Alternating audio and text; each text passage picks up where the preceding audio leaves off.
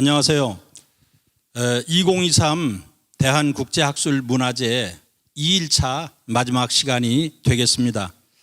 이 시간은 정신문화 분과 완으로서 오늘 세 분의 교수님이 발표가 준비가 되어 있습니다. 시간이 한 15분 정도 딜레이가 됐는데요. 발표자분들께서는 30분 정도 발표를 해 주시고요. 나머지 시간은 질의와 토론하는 시간을 갖도록 하겠습니다. 자, 그러면 바로 발표로 들어가서요. 첫 번째, 김윤명 단국대학교 공과대학에서 교수로 정년 퇴임을 하시고 지금 그 명예교수로 계신 김윤명 명예교수님으로부터 한국 민족 종교와 관련된 자료에 나타난 천부경 사상이라는 발표를 들어보도록 하겠습니다. 네, 고맙습니다.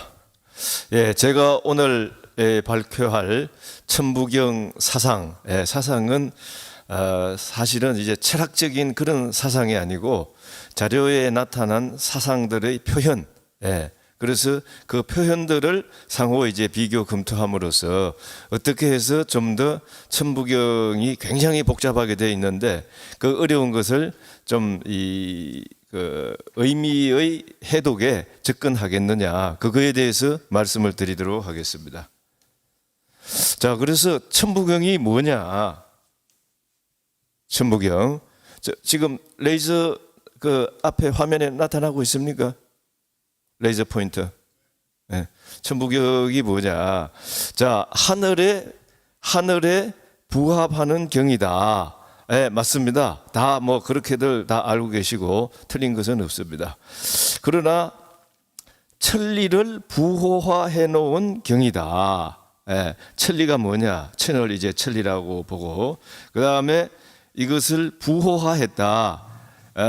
부호화는 이제 정보 이론에 나오는 얘기인데, 어떠한 정보가 있으면은 제로원 이진수로 바꿔놓은 그것을 이제 그 작업을 부호화, 코딩 또는 인코딩이라고 합니다. 그것이 좀 어려우니까 암호화라고 하면은 거의 비슷합니다. 그래서 천리를 암호화해 놓은 것이 천부경이다. 이진수 제로원으로 암호화한 게 아니라 1에서부터 10까지의 자연수, 그걸로서 부호화해 놓은 것이 천부경이고, 오늘 제가 말씀드린 것은 그거의 역과정, 복호화 또는 해독, 이 어렵게 상수로서 해놓은 것을 어떻게 해독을 해서 원래의 천리를 알아내겠느냐, 그거에 대해서 제가 얘기를 하려고 합니다. 그래서 하늘과 부합되는 경이다 해서 틀린 건 아니지만은 천리를 부호화해 놓은 경이다. 그래서 하늘 전자, 부호 부자, 그 이제 부자가 뭐냐? 부절이라고 해가지고 이 대나무 마디예요. 대나무 마디. 그리고 여기에 대나무 죽자가 여기에 있고, 요 밑에 있는 것은 이제 발음이 소리이고, 그래서 대나무를 마디를 잘라서 그 대나무 자른 데에다가 칼만 살짝 대도 쫙 쪼개집니다. 그걸 우리가 이제 파죽지세라고 그러죠. 그래서 그 두 조각 난 것을 하나는 아버지가 가지고 하나는 이제 어머니가 가지고 있다가, 아버지는 대처로 나가서 무슨 큰 일을 도모하고 어머니는 아들을 키우면서 있다가 상당한 세월이 경과한 후에 어머니가 아들한테 그 부절 반쪽을 주면서 너 아버지가 이 사람이니 가서 확인을 하고 아버지를 찾아가라 했을 적에 그 부절을 가져가서 아버지가 가지고 있는 반쪽 부절, 아들이 가지고 있는 그 반쪽을 딱 맞춰보는 거예요. 그래서 그것이 부합입니다. 부합. 그래서 이제 아들아 아버지 하고 서로 얼싸안고 눈물을 흘리고, 그래서 현대판 DNA를 검증하는 거다. 그것이 이제 부입니다.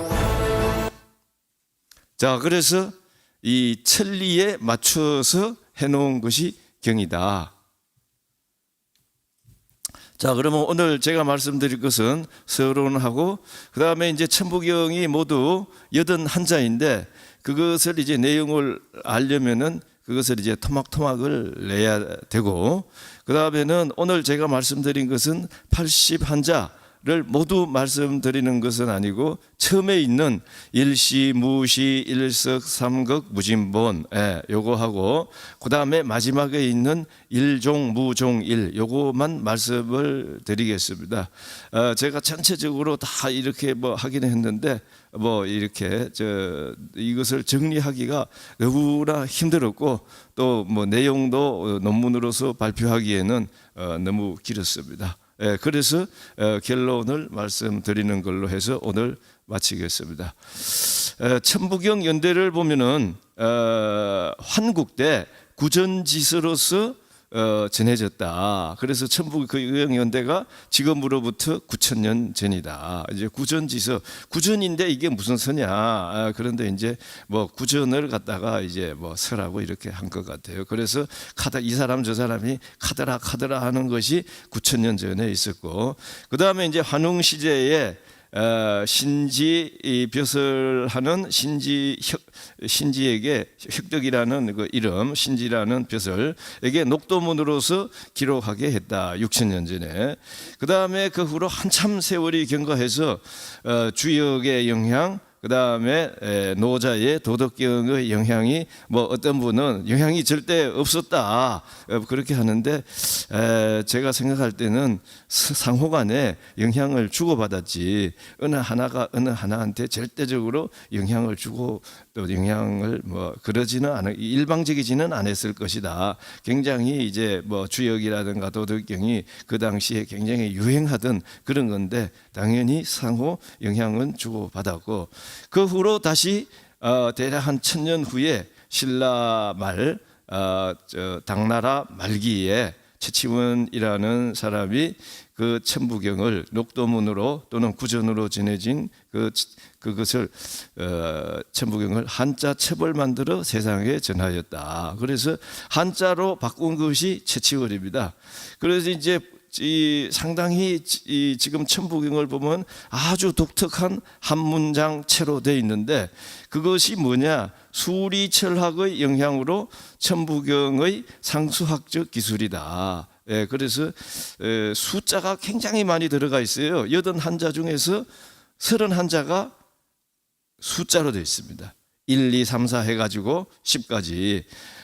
그래서 그러한 것은 어디서 왔느냐 하면은 이 맨 아랫줄 소옹은 이제 소광절인데, 소광절은 명심보감에 많이 나오죠. 소광절 해가지고 그 사람이 이제 한 1,000년도 해가지고 수리철학 또는 우주서학을 완성했다. 그래서 이제 황극경세서라는 것을 인터넷으로 보면은 여기에는 숫자가 너무나 많아가지고 정말 이거는 뭐 읽기가 곤란합니다.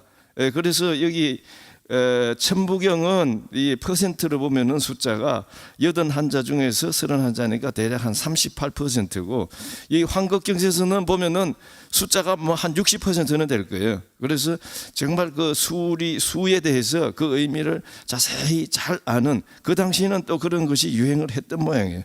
자, 그래서 수리로 가지고서 자기의 주장이나 뭐를 얘기하려고 하다 보니 그 사람의 그 심성이라든가 고요한 어떤 그 심적인 뭐 그런 것은 할 수가 없고, 또는 뭐 사건이라든가 그런 복잡한 건 할 수 없고, 큰 거 수리로서 할 수 있는 아주 제한된 10자의 숫자로서 할 수 있는 표현이 작고 섬세할 수는 없잖아요.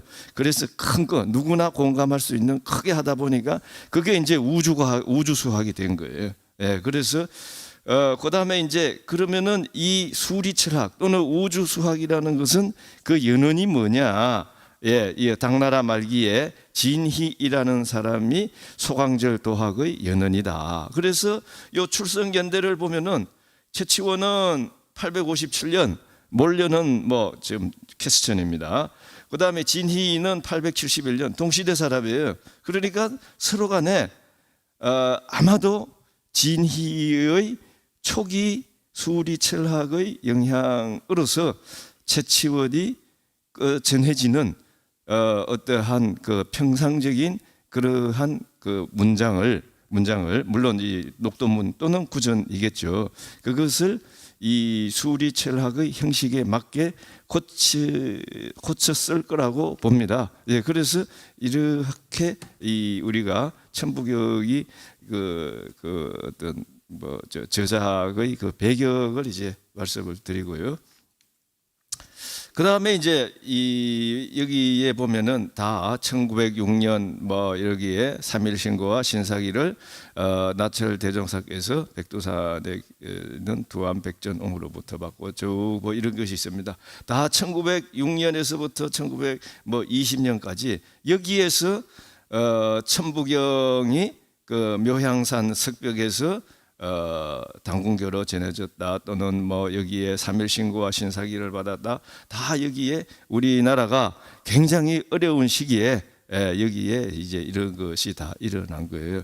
그래서 이 천부경이 대종교로 넘어온 시기하고 그 다음에 이제 대종교의 또 다른 이런 삼일신고나 신사기 이런 것을 넘겨받은 그 시점이 또 비슷하고 또 이 시점에 19세기 말 20세기 초에 우리나라에서 민족 종교로서 다른 그 종교들도 많이 이렇게 되고 이게 이제 시발이 됐습니다. 종교가 그렇게 했을 적에 다 우리나라 사람끼리는 생각하는 것이 다 비슷비슷하고 뭐 그렇기 때문에 다른 대종교가 아니더라도 다른 종교들의 경전에는 어떻게 이러한 것들이 반영이 됐느냐 그것을 한번 검토를 해 보았습니다.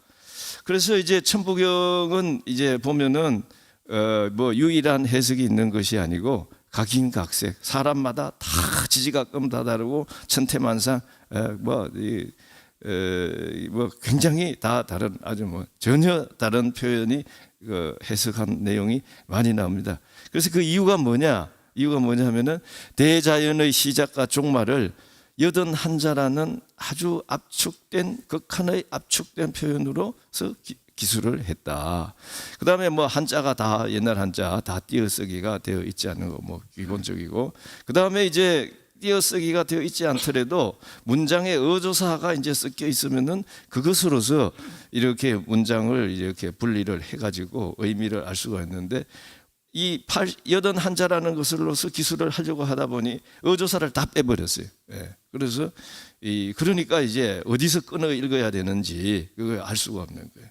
그 다음에 천지인 대자연의 원리를 숫자로 언유했다. 뭐 이렇게 딱 구체적인 것이 아니라 숫자로서 하니까 그 언유한 것이 뭐냐? 예. 그것을 해독하기가 아마 옛날에는 야 3 하면은 무엇이고 6 하면은 뭐 일육수면 물이다 뭐 이렇게 뭐 하겠지만은 지금 와서는 그 일이 뭔지 뭐 잘 모르게 됐습니다. 지금 이 일이라는 거 가지고도 뭐 15가지의 뭐 서로 다 전혀 다른 뭐 그런 의미가 있다고 그럽니다.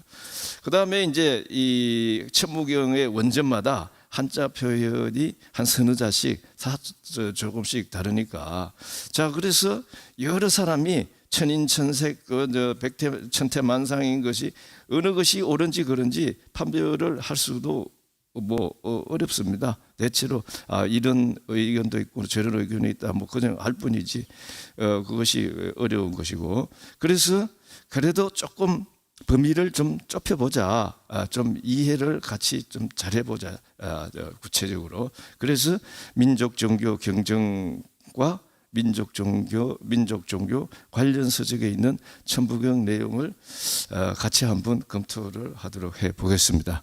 자, 그래서 이제 이 나무위키는 이제 인터넷에 올라와 있는 그 어떤 해석인데요.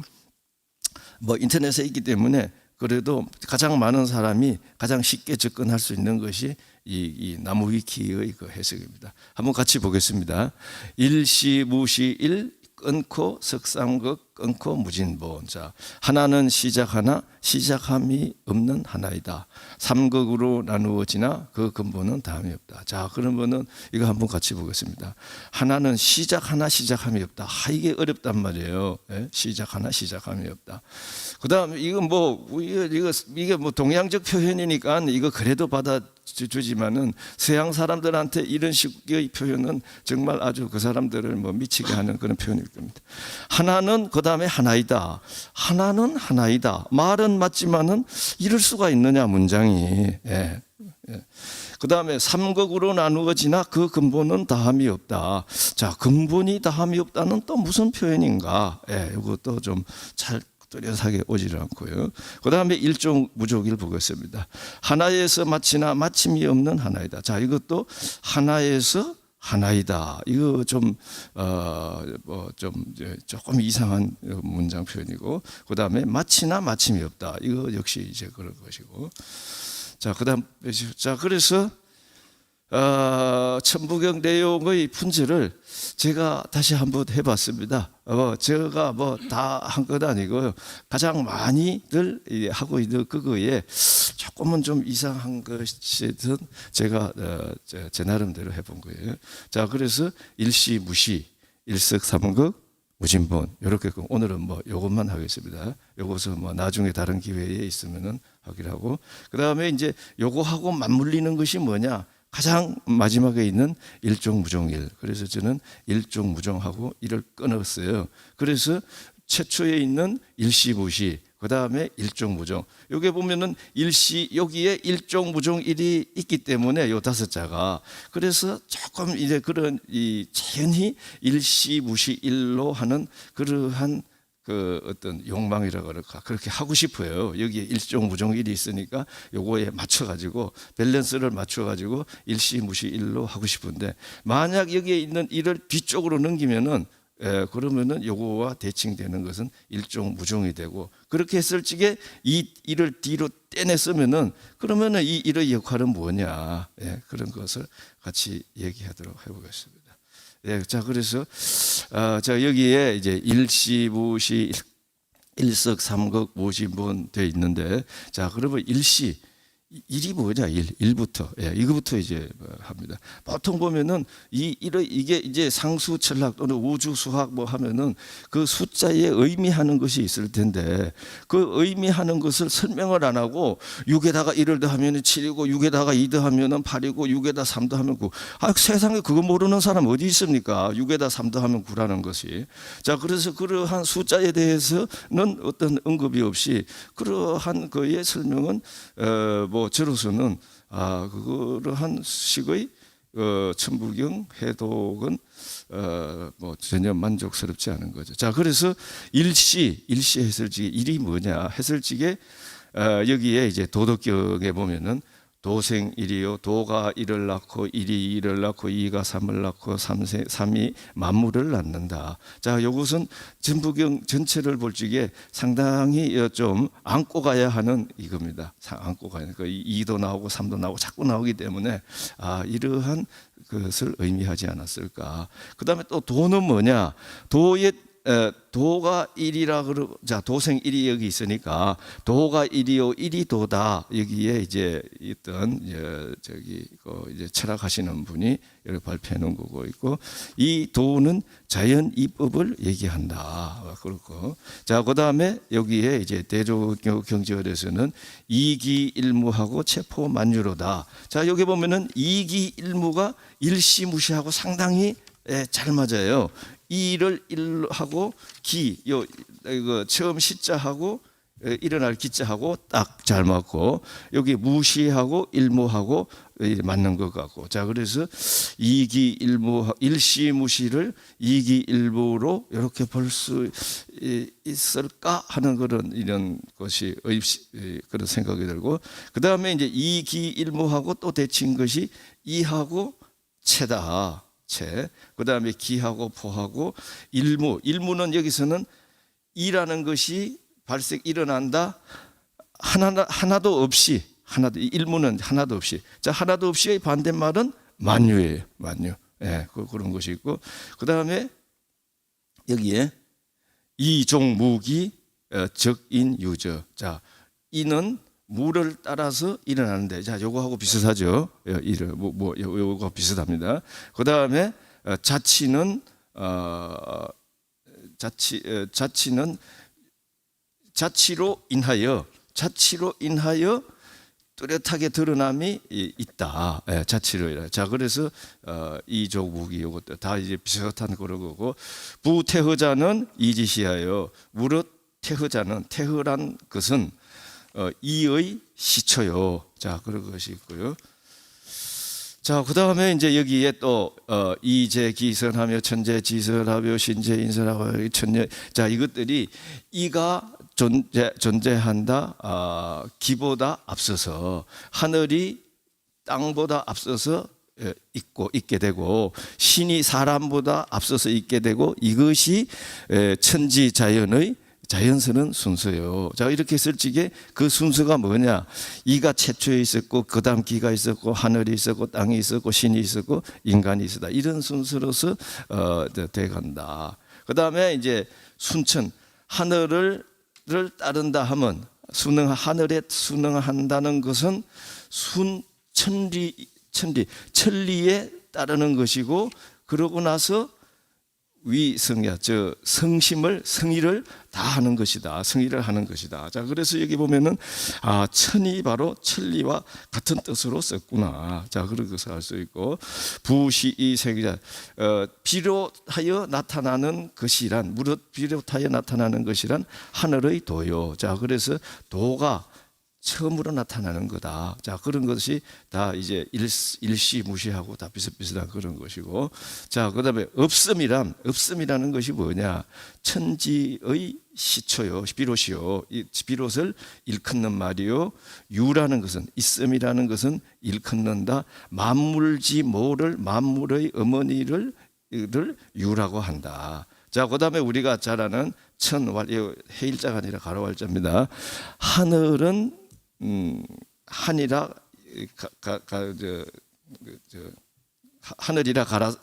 가라사니 즉 대일의 뜻이다. 자, 그래서 하늘, 하늘, 그다음에 대일, 일흐르마, 이것도 하나, 큰 하나. 그래서 뭐 이렇게 그러시고요. 자, 그래서 일시의 것이 도는 우주 만물의 자연 이법이자 존재 원리이다. 야, 대사적. 자, 그래 보면은 이것이 이게 일시무시했으니까 이 도가 이를 도라고 보고요. 우주 만물의 이 도, 요것 자체가 이미 자연 이법이고 존재 원리예요. 그래서 자연 이법과 존재 원리가 비롯하였다. 처음으로 시작을 했다. 그리고 자연 이법이라는 것이 뭐냐? 여기에 도축이 요지 혹불령 연해자 뭐 사만물지조 이렇게 있는데, 도는 텅 비어 있으나 작용은 끝이 없구나, 깊구나, 마치 만물의 근원 같구나. 자, 여기에서도 노자가 자연 이법을 보고 이것이 만물의 근원이다, 이렇게 이제 생각을 한 겁니다. 자, 그래서 제가 이제 그렇다면은 우리 천부경이 현대 과학, 현대 물리학하고도 잘 맞는다, 그런 얘기를 제가 많이 들었어요. 그래서 정말 잘 맞는 거냐 한번 이렇게 봤을 적에 여기에 일이 뭐냐? 자연 이법이다. 자연 이법. 자연 이법은 뭐냐? 진공 에너지나 양장 초기에, 빅뱅이 일어나기 초기에, 그 다음에 빅뱅 일어난 후에 연력학 법칙, 중력 이론, 전자기 이론, 뭐 연력학, 중력, 전자기 이론, 유체역학, 중력 법칙, 이것들이 먼저 있었다. 그러니까 예를 들어서 우리 뭐 중력 이론은 다 잘 알 거 아니겠습니까? 그러면은 물질이 없어도, 질량이 없어도 중력 이론은 먼저 있는 거예요. 이게 먼저 생긴 거예요. 그 다음에 물질이 생기니까 그 다음에 여기에 이런 빅뱅이 일어나서 은하가 생성이 되고, 은하에서 항성으로 진화가 되고, 항성에서 행성, 이제 지구라는 행성이 되고, 지구라는 행성에 의해서 다시 단세포 생물이 태어나고 사람까지 진행이 됐다. 자, 그래서 이것들이 먼저 있고, 이것들이 여기에 있는 과학 법칙들이 우리가 이해를 했든 못했든 간에 이것들이 먼저 있고, 여기에 상황에 따라서 이러한 입력이 있으면은 마지막으로 이렇게 진화를 해 간다. 이런 식으로 이제 저는 이해를 했어요. 그래서 수학, 이제 여기에서는 이제 법칙, 뭐 물리학적 법칙이다 이렇게 나왔는데, 만약에 수학으로 따지면은 이것을 저는 함수, 펑션이다.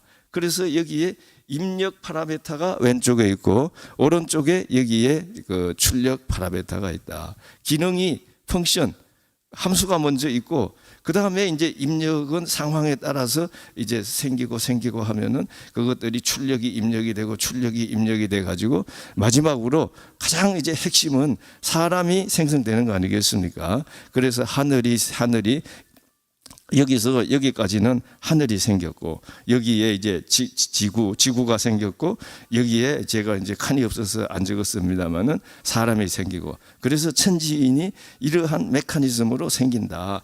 여기에 일이 먼저 있다. 이게 이제 일이라고 하지 않았겠느냐. 일이 먼저 태초에 일이 있었노라. 예. 자 그래서 일시 선교에서 강조하는 것은 천지의 허무한 기운을 바탕으로 하는 자연의 조화이다.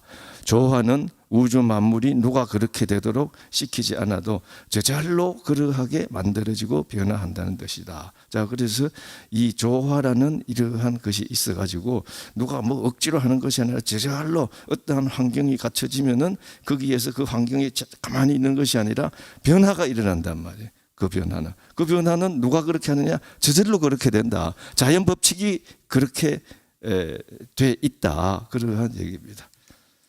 자, 그 다음에 다시 우주 만물의 존재 근원 및 생성과 변화의 과정을 설명하는 것은 도와 기이다. 도는 우주 만물의 자연 이법이자 존재 원리이다. 자, 그러면 도는 뭐냐?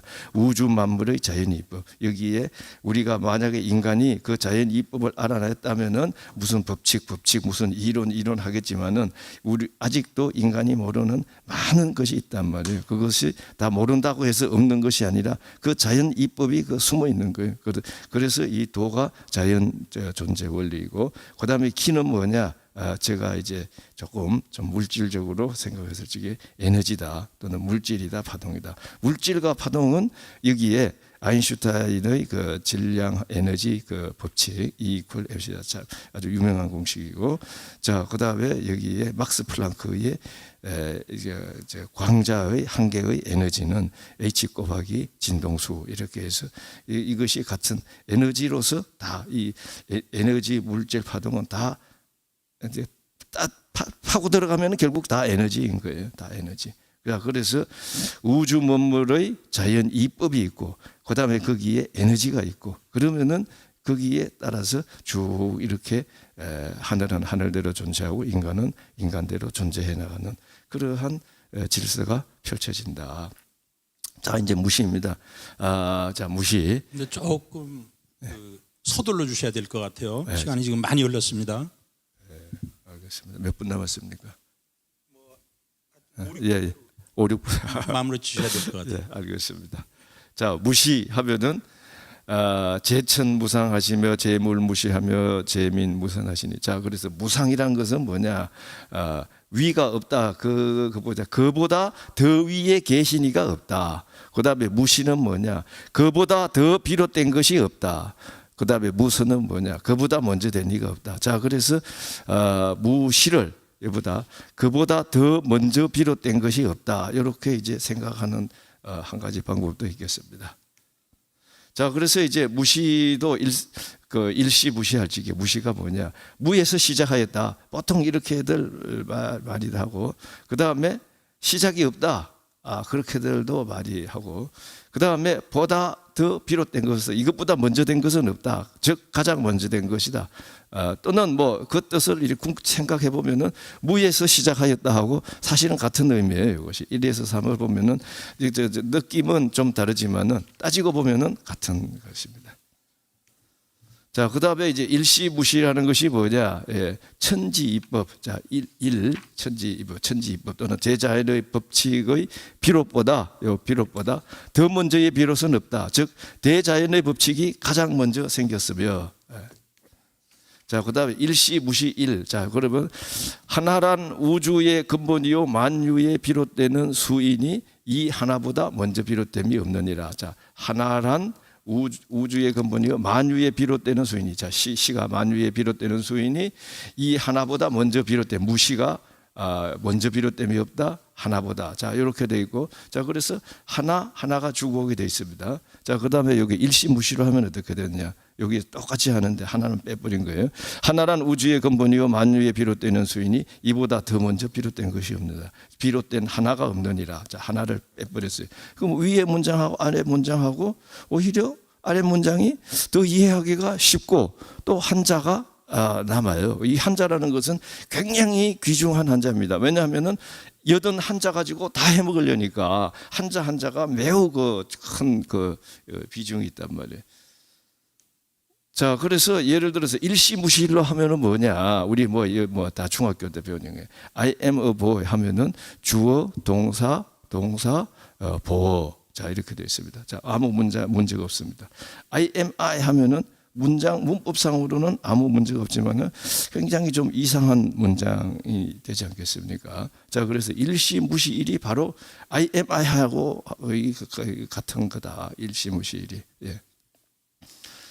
자, 그 답으로 가겠습니다. 자, 일석삼극. 자, 그러면은 그 일이 앞에 있던 그 일이 이쪽으로 땡기면은 석삼극 앞에 일로 붙이면은 이게 부자연스럽거나 필요 없는 일이 아니라 아주 중요한 일이란 말이에요. 그래서 뒤로 넘기면은 오히려 조금 더 좋아하는 것도 있습니다. 자, 일시무시의 일과는 다르게 여기의 일하고 일석삼극할 때 일하고 그다음에 일시무시의 일하고는 좀 성격이 다르다. 자, 그래서 여기에 일석삼극의 일은 뭐냐? 이르는 삼원합일 천지인 또는 태극환극지극의 그것이 삼원합일된 일이다. 그래서 같은 일이라 하더라도 일이 전부 11자가 나오는데 다 뜻이 다 다르다고 합니다.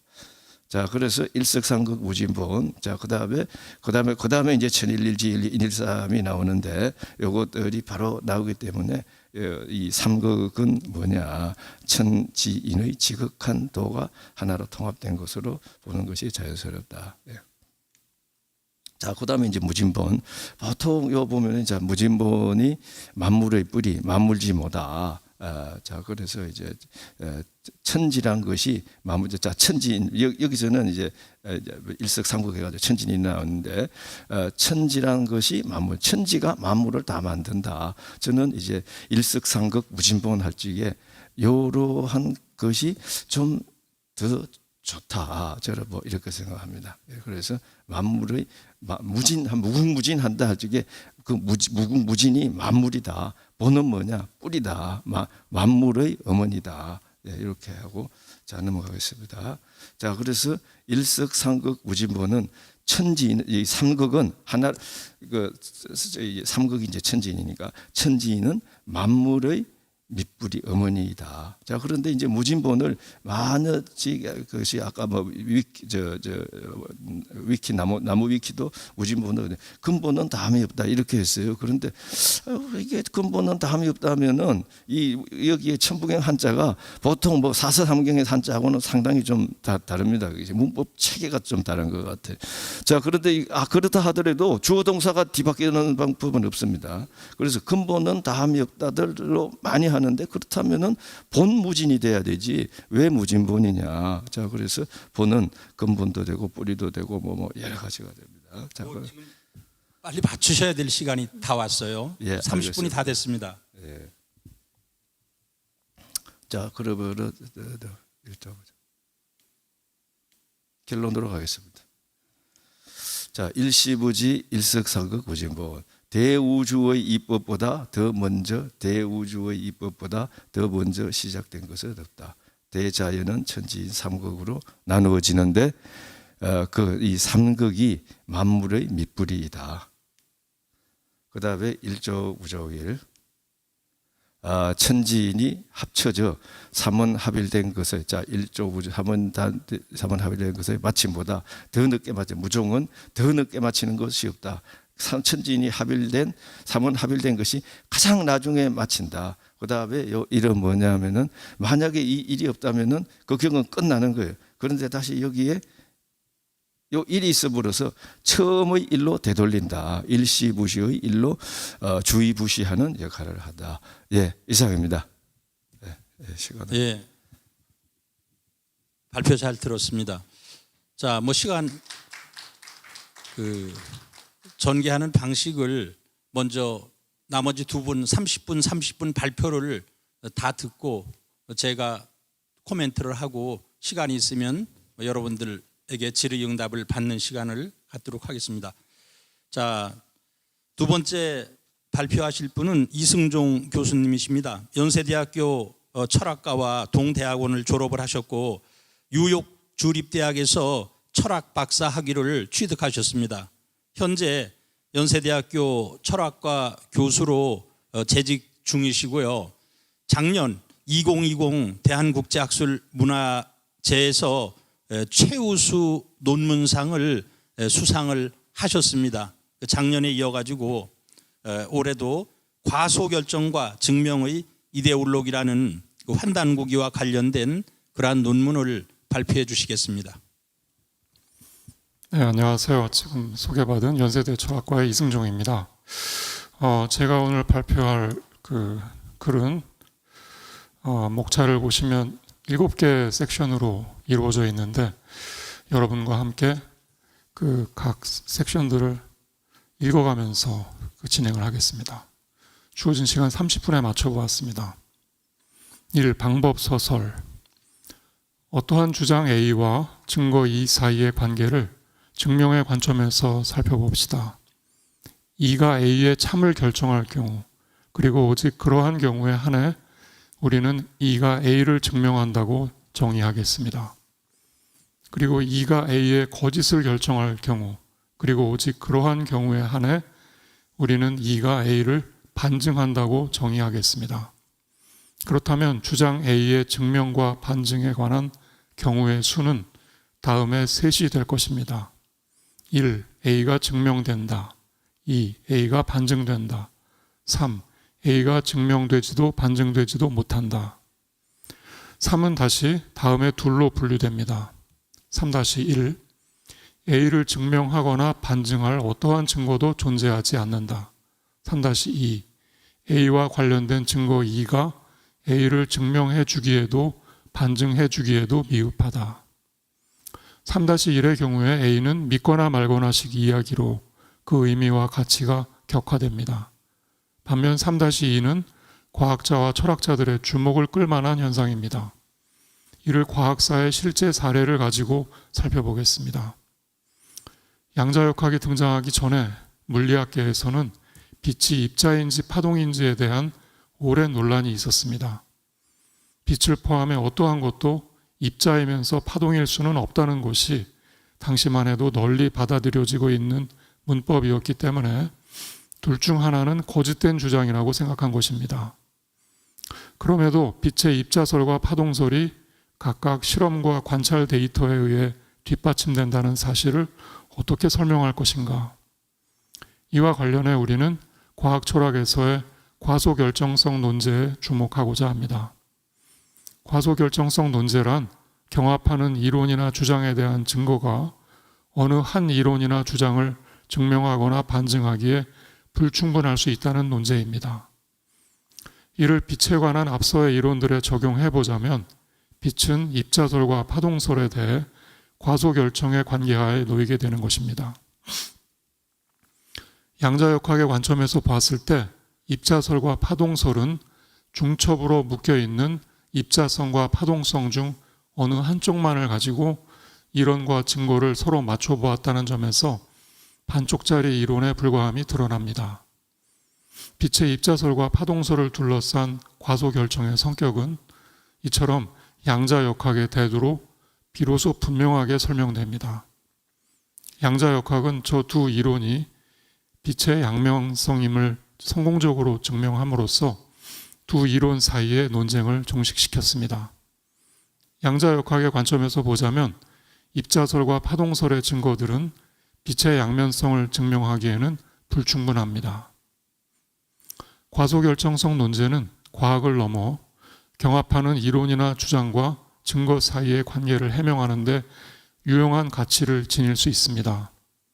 저는 이 글에서 환단고기를 둘러싼 논쟁에 사용된 증거들이 환단고기를 둘러싼 주장에 대해서 과소결정의 관계하에 놓임을 보이고자 합니다. 환단고기를 둘러싼 논쟁이란 4. 환단고기가 진서인지 위서인지. 5. 환단고기의 내용이 참인지 거짓인지를 둘러싼 논쟁을 의미합니다. 4는 환단고기의 서지사항에 관한 것이므로 5와는 구분되어야 합니다. 그리고 4와 5를 조합하면 환단고기에 대해서 다음의 4가지 경우가 논리적으로 가능하게 됩니다. 6. 환단고기는 진서이고 내용도 참이다. 7. 환단고기는 진서이지만 내용은 거짓이다. 8. 환단고기는 위서이지만 내용은 참이다. 9. 환단고기는 위서이고 내용도 거짓이다. 환단고기를 둘러싼 논쟁에 사용된 증거들이 그 문헌에 대해 과소결정의 관계하에 놓인다면 그 문헌에 대해 저 4가지 경우 중 어느 한 경우라는 결정을 할 수 없음을 함축합니다. 즉 현 시점에서는 환단고기를 둘러싼 논쟁은 그것이 믿거나 말거나 식의 3-1에 해당하는 문헌이 아니라 증명이나 반증을 위해서는 더 많은 증거가 그리고 탐구가 요구되는 3-2에 해당하는 문헌이라는 것이 이 글의 평가입니다. 2절을 읽겠습니다. 답정너. 저는 참이나 거짓이 증명되지 않은 사안에 대해서는 이를 증명하거나 반증하려는 학술적 노력이 있는 것이 자연스러운 태도라고 생각합니다. 그런데 환단고기를 둘러싼 논쟁의 전개 상황은 이와는 달라 보입니다. 환단고기를 무조건 옹호하는 환빠라는 진영이 있고 무조건 부정하는 환까라는 진영이 있습니다. 환빠에 의하면 환단고기는 진서이고 그 내용도 참이라는 쪽으로 이미 결론이 난 상태입니다. 즉 그들은 육의 신봉자입니다. 환까에 의하면 환단고기는 위서이고 그 내용도 거짓이라는 쪽으로 이미 결론이 난 상태입니다. 즉 그들은 구의 신봉자입니다. 환단고기가 분량면에서나 내용면에서나 결코 만만치 않은 저술임에도 불구하고 양 진영의 주장처럼 결론이 저렇게 빨리 났다는 것 자체가 오히려 의구심을 더욱 부추깁니다. 플라톤의 제7서한이나 성경 등에 대한 진위 논란이 수세기에 걸쳐 지금도 진행 중인데 반해 1979년에 공개된 환단고기에 대한 결론이 이미 난 상태라는 주장은 빨리빨리 문화로 대표되는 한국인의 조급증이 발현된 경우이거나 혹은 저렇게 빨리 결론을 내야만 하는 저간의 숨은 사정이 있다고 밖에는 달리 생각하기 어렵습니다. 환빠와 환까로 대표되는 흑백 논리의 근거는 있는가? 있다면 그것은 서로 양립 불가능한 두 입장에 대해 어떠한 관계를 맺고 있는가? 쌍방이 주장하는 대로 어느 한쪽이 완전히 잘못된 것이 아니라면 대안적 관계는 과소결정밖에는 없을 것이라는 것이 이 글의 작업 가설입니다. 그리고 이 가설이 맞다면 환빠나 환까의 신념은 학문이 아닌 독단이나 이데올로기라는 것이 이 글이 제안하는 해석입니다.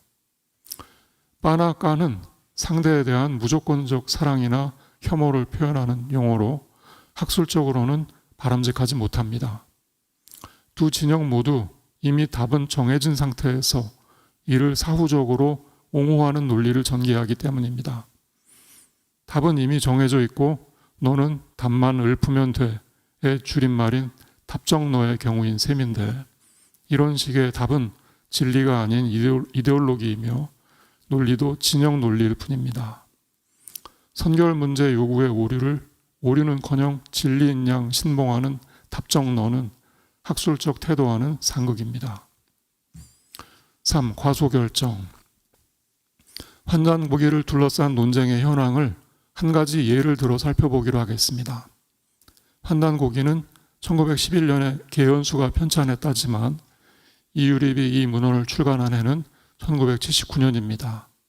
그런데 이 문헌의 연대와 내용의 신빙성을 높이거나 낮출 만한 유물로 다음이 꼽히곤 합니다. 1923년 중국 하남성 낙양의 북망산에서 연개소문의 아들인 천남생의 묘지가 출토되었는데 묘지명에는 다음과 같이 기록되어 있습니다.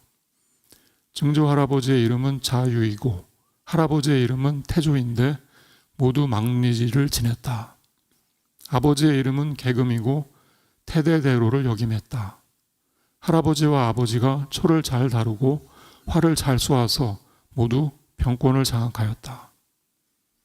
과거의 어떤 문헌에도 나오지 않는 위의 기록을 환단고기에 합본된 태백일사 고구려국 본기의 다음 기록과 대조해 보겠습니다.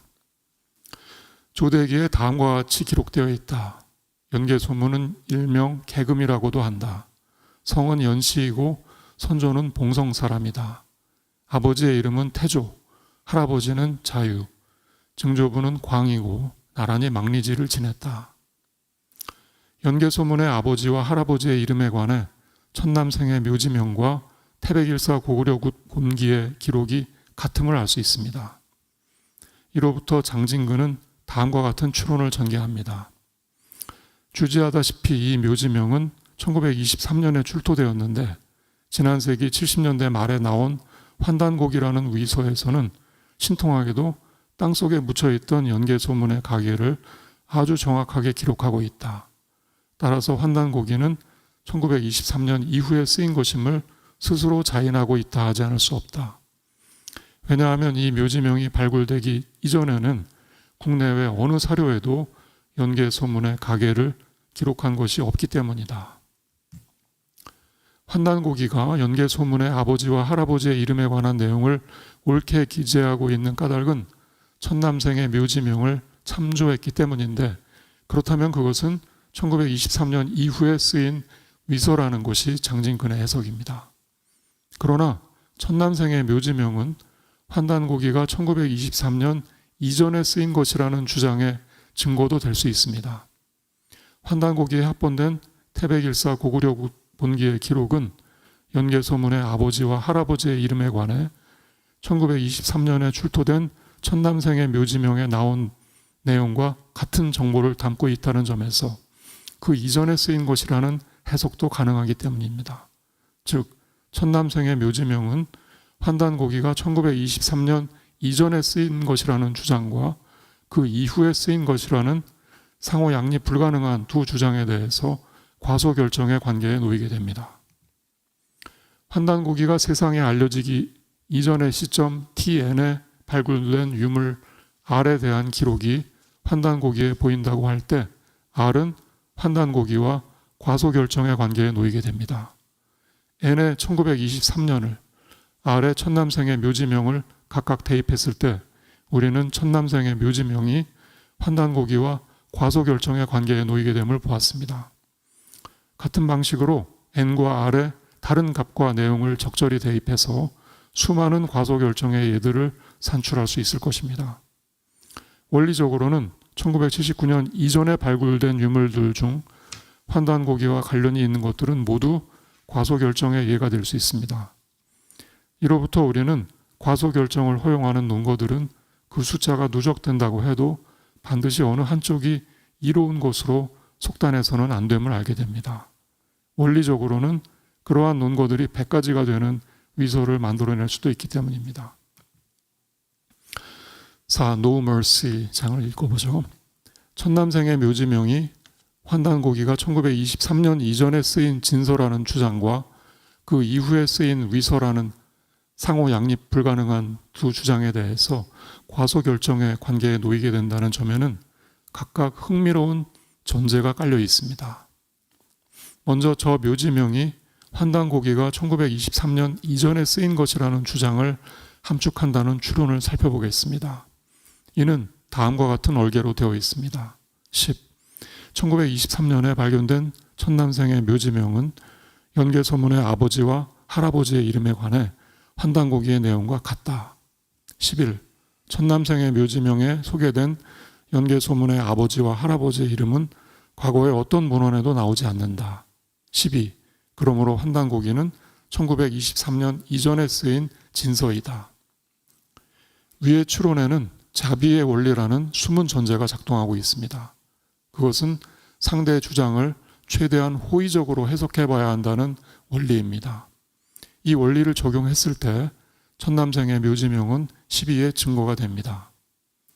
이번에는 천남생의 묘지명이 환단고기가 1923년 이후에 쓰인 것이라는 주장을 함축한다는 추론을 살펴보겠습니다. 이는 다음과 같은 얼개로 되어 있습니다. 10. 1923년에 발견된 천남생의 묘지명은 연개소문의 아버지와 할아버지의 이름에 관해 환단고기의 내용과 같다. 11. 천남생의 묘지명에 소개된 연개소문의 아버지와 할아버지의 이름은 과거의 어떤 문헌에도 나오지 않는다. 13. 그러므로 환단고기는 1923년 이후에 쓰인 위서이다. 동일한 존재로부터 앞서의 추론과는 정반대의 결론을 이끌어내는 위의 추론에는 자비의 원리와 반대되는 원리라는 점에서 무자비의 원리라고 이름 부를 만한 숨은 전제가 작동하고 있습니다. 그것은 상대의 주장을 최대한 악의적으로 해석해봐야 한다는 원리입니다. 이 원리를 적용했을 때 천남생의 묘지명은 13의 근거가 됩니다. 결국 환단고기가 1923년 이전에 쓰인 것이라는 주장과 그 이후에 쓰인 것이라는 상호 양립 불가능한 주장에 대해서 과소 결정의 관계하에 있는 천남생의 묘지명을 들어서 12. 환단고기가 1923년 이전에 쓰인 진서라는 추론을 하는 사람은 자비의 원리를 적용한 것이고 13. 환단고기가 1923년 이후에 쓰인 위서라는 추론을 하는 사람은 무자비의 원리를 적용한 것입니다. 5. 고르디우스의 매듭이라는 절을 읽겠습니다. 과문한 탓인지는 모르지만 환단고기를 둘러싼 위서 논쟁에서 어느 한쪽이 옳다는 결정적인 근거는 아직 나오지 않은 상태입니다. 그러한 근거가 어느 정도 축적이 되어야 논쟁의 성패를 가늠할 수 있을 것입니다. 그 논리적 근거는 다음과 같습니다. 환단고기가 진서이고 그 내용도 참임을 전제로 했을 때 이를 확인해주는 사실로부터 환단고기가 진서이고 그 내용도 참이라고 결론 짓는 것은 후권 긍정의 오류입니다. 다만 그러한 사실이 다수 축적이 되면 이에 비례해 환단고기의 신뢰성은 증가합니다. 마찬가지로 환단고기가 위서이고 그 내용도 거짓임을 전제로 했을 때 이를 확인해주는 사실로부터 환단고기가 위서이고 그 내용도 거짓이라고 결론 짓는 것도 후권 긍정의 오류입니다. 다만 그러한 사실이 다수 축적이 되면 이에 반비례해 환단고기의 신뢰성은 감소합니다. 어느 한쪽의 주장에는 부합하고 다른 쪽과는 부합하지 않는 바가 사실로 확인된다고 해도 그 한 가지 사실로 말미암아 어느 한쪽이 맞고 다른 쪽이 틀렸다고 결론 짓는 것은 역시 후권 긍정의 오류입니다. 다만 그러한 사실이 다수 축적이 되면 이에 비례해 한쪽의 신뢰성은 증가하고 다른 쪽의 신뢰성은 감소합니다. 이로부터 우리는 몇 가지 사실만을 가지고 환단고기에 대한 논쟁을 이미 결론이 난 상태로 단정하는 양 진영의 주장은 확증 편향에서 비롯된 속단일 뿐 논리적 근거가 박약함을 알 수 있습니다.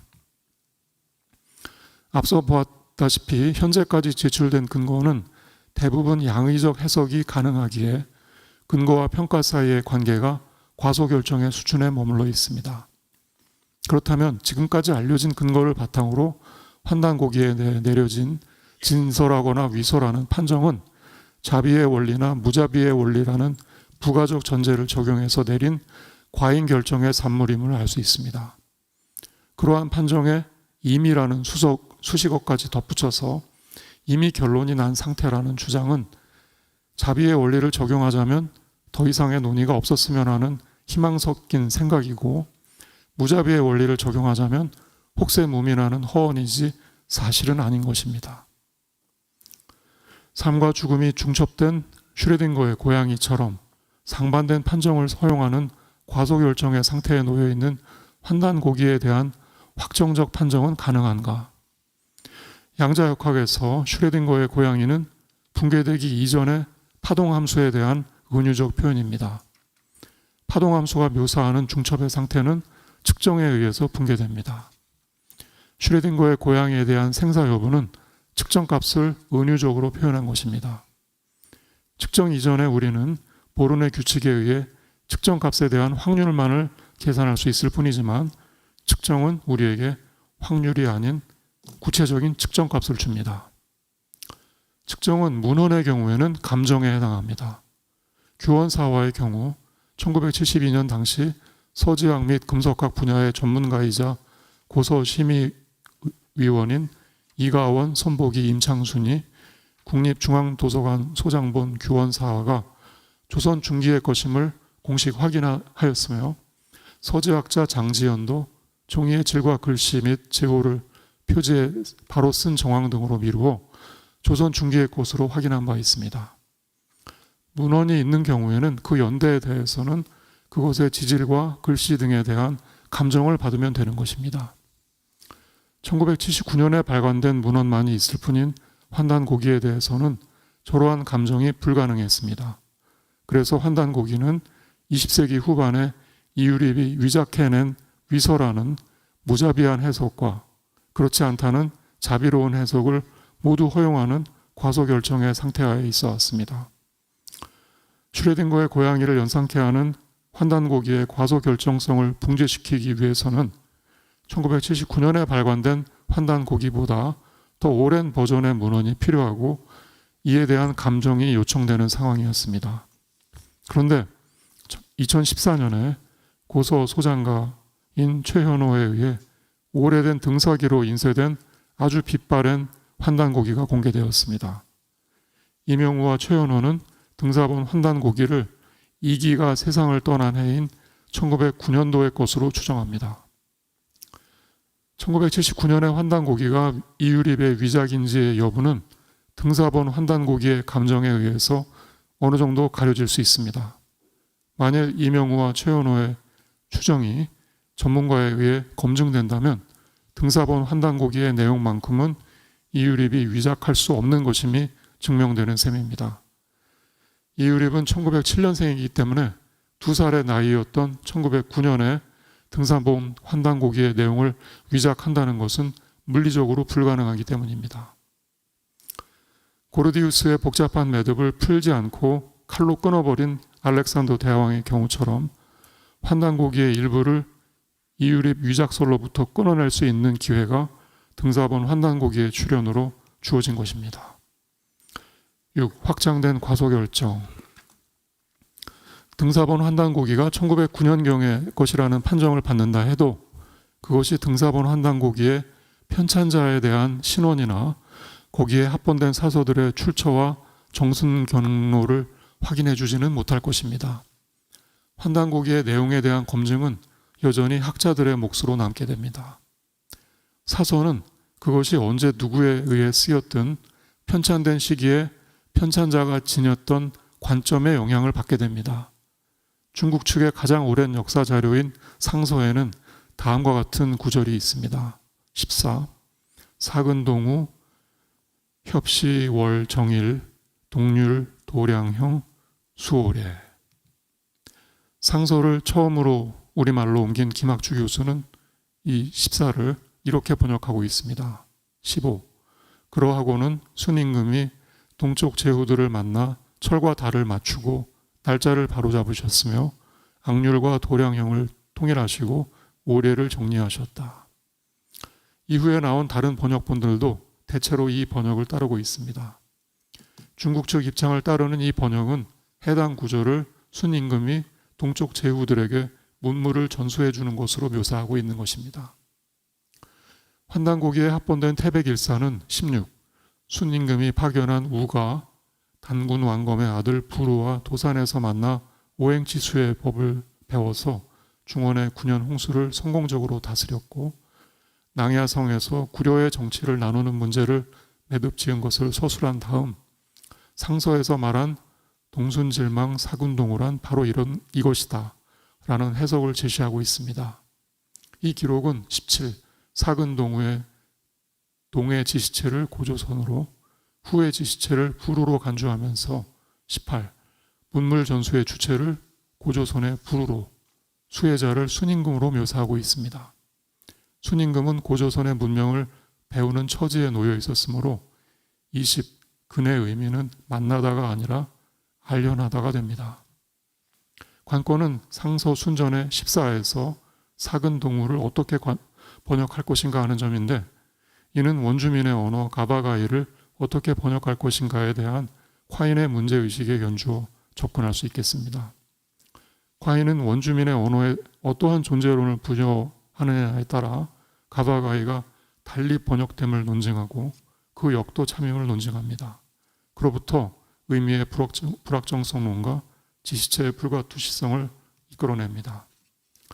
14의 사근동우도 언술이 지칭하고 있는 시기에 동아시아사를 어떻게 보느냐에 따라서 달리 번역될 뿐 아니라 그 역도 성립합니다. 14, 15, 16은 번역의 불확정성을, 14, 15, 16, 17은 지시체의 불가투시성을, 그리고 14, 15, 16, 18은 존재론적 상대성을, 그리고 14, 15, 16, 20은 의미의 불확정성을 각각 함축합니다. 그리고 이는 모두 14와 고대 동아시아사 사이의 과소결정 관계에서 비롯됩니다. 상서를 살펴보기 이전까지 이 글에서의 과소결정론은 21, 판단고기의 위서 논쟁으로 그 단론의 영역이 제한되어 있었습니다. 그러나 이 절에서 22, 상서를 둘러싼 과소결정론은 그러한 국소성을 넘어서 있습니다. 중력을 배제한 상태에서의 상대성 이론과 중력을 포함한 상태에서의 상대성 이론을 각각 특수상대성 이론과 일반 상대성 이론으로 구분하는 것처럼 과소결정론도 21과 22의 경우를 구분할 필요가 있습니다.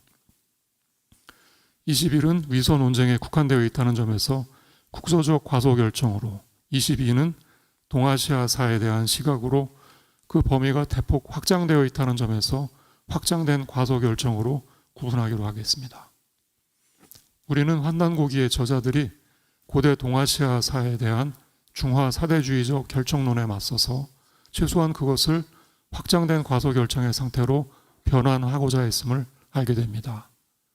그 저자와 편자의 신원이 어떠하건 환단고기의 저자와 편자들은 동아시아사에 대한 중국의 일방적 독점을 우려했고 이를 시정하거나 이에 맞서는 내용으로 저 문헌들을 서술하고 편찬했습니다. 종다양성이 부재한 탓에 특정 이데올로기가 조장하는 결정론에 오랫동안 젖어 있던 동아시아사와 한국사에서 저러한 대안적 서술과 편찬이 열어 밝히는 과소결정성은 포스트모던 역사학의 대두와 맞물려서 주목할 만한 현상입니다. 그것은 자비의 원리나 무자비의 원리가 초래하는 국서적 과소결정성과는 차원을 달리하는 중국 중심적 역사 이해와 한국 중심적 역사 이해 사이의 갈등이 초래하는 확장된 과소결정성입니다. 저러한 대립에서 자민족 중심주의의 존재를 제거했을 때 남게 되는 것은 과소결정성 그 자체이며 향후의 연구는 민족주의 이데올로기가 아닌 이 현상에 그 1차적 초점을 맞추고 더 나아가서는 이를 학술적으로 결자해지하는 생산적인 방향으로 전개되어야 할 것입니다. 자, 이제 결론입니다. 7. 위서와 진서의 동력학. 환단고기가 이유립이나 계연수가 아니라 안암로, 이암, 이맥 등에 의해 편찬되었음이 입증된다면 이로 말미암아 환단고기를 둘러싼 위서 논쟁은 종식될 것인가? 아니라고 봅니다. 규원사화에 대한 위서 논쟁의 현황이 이러한 판단의 한 근거입니다. 국립중앙도서관이 소장하고 있는 규원사화 필사본이 규원사화 서문이 암시하는 것처럼 조선 중기의 것임을 당대 최고 권위의 전문가들이 공동으로 감정했음에도 불구하고 이 사실이 규원사와 위서 논쟁을 종식시키지는 못했습니다. 규원사와 위서론자들은 여전히 23, 당대 최고 권위의 전문가들이 한 감정이라고 해서 그 감정을 옳은 것으로 받아들이는 것은 권위에 호소하는 오류라거나 24, 설령 국립중앙도서관이 소장하고 있는 규원사 필사본이 조선 중기의 것이라고 해도 그것이 북의 작품이라거나 규원사화의 원본이라는 것이 증명된 것은 아니며 당대의 북에나 다른 사람이 원본을 변조한 위서일 수 있거나 25. 조선 중기 어느 한량이 창작한 판타지 소설일 수 있다고 주장합니다. 규원사화의 내용은 서기전 수백 년에서 수천 년대를 포괄하고 있는데 조선시대의 작품이 그렇게 오래전의 역사를 증언할 여건이 못 된다는 것입니다. 같은 논리대로라면 환단고기가 이유립이나 계연수가 아니라 안암로, 이암, 이맥 등에 의해 편찬되었음이 입증된다 해도 위서론자들은 26, 그 입증이 틀릴 수 있거나 27. 설령 그 입증이 타당한 것이라 해도 편찬자들이 원본을 변조한 위서일 수 있거나 28. 편찬자들이 창작한 판타지 소설일 수 있다고 주장할 것입니다. 환단고기의 내용 역시 서기 전 수백 년에서 수천 년대를 포괄하고 있는데 환단고기의 편찬자들이 그렇게 오래전의 역사를 증언할 여건이 못 된다는 것입니다. 이는 비단 규원사화나 환단고기에만 해당되는 논증이 아닙니다. 어떠한 역사서 X에 대해서도 그것이 진본임이 입증된다 해도 29. 그 입증이 틀릴 수 있거나 30.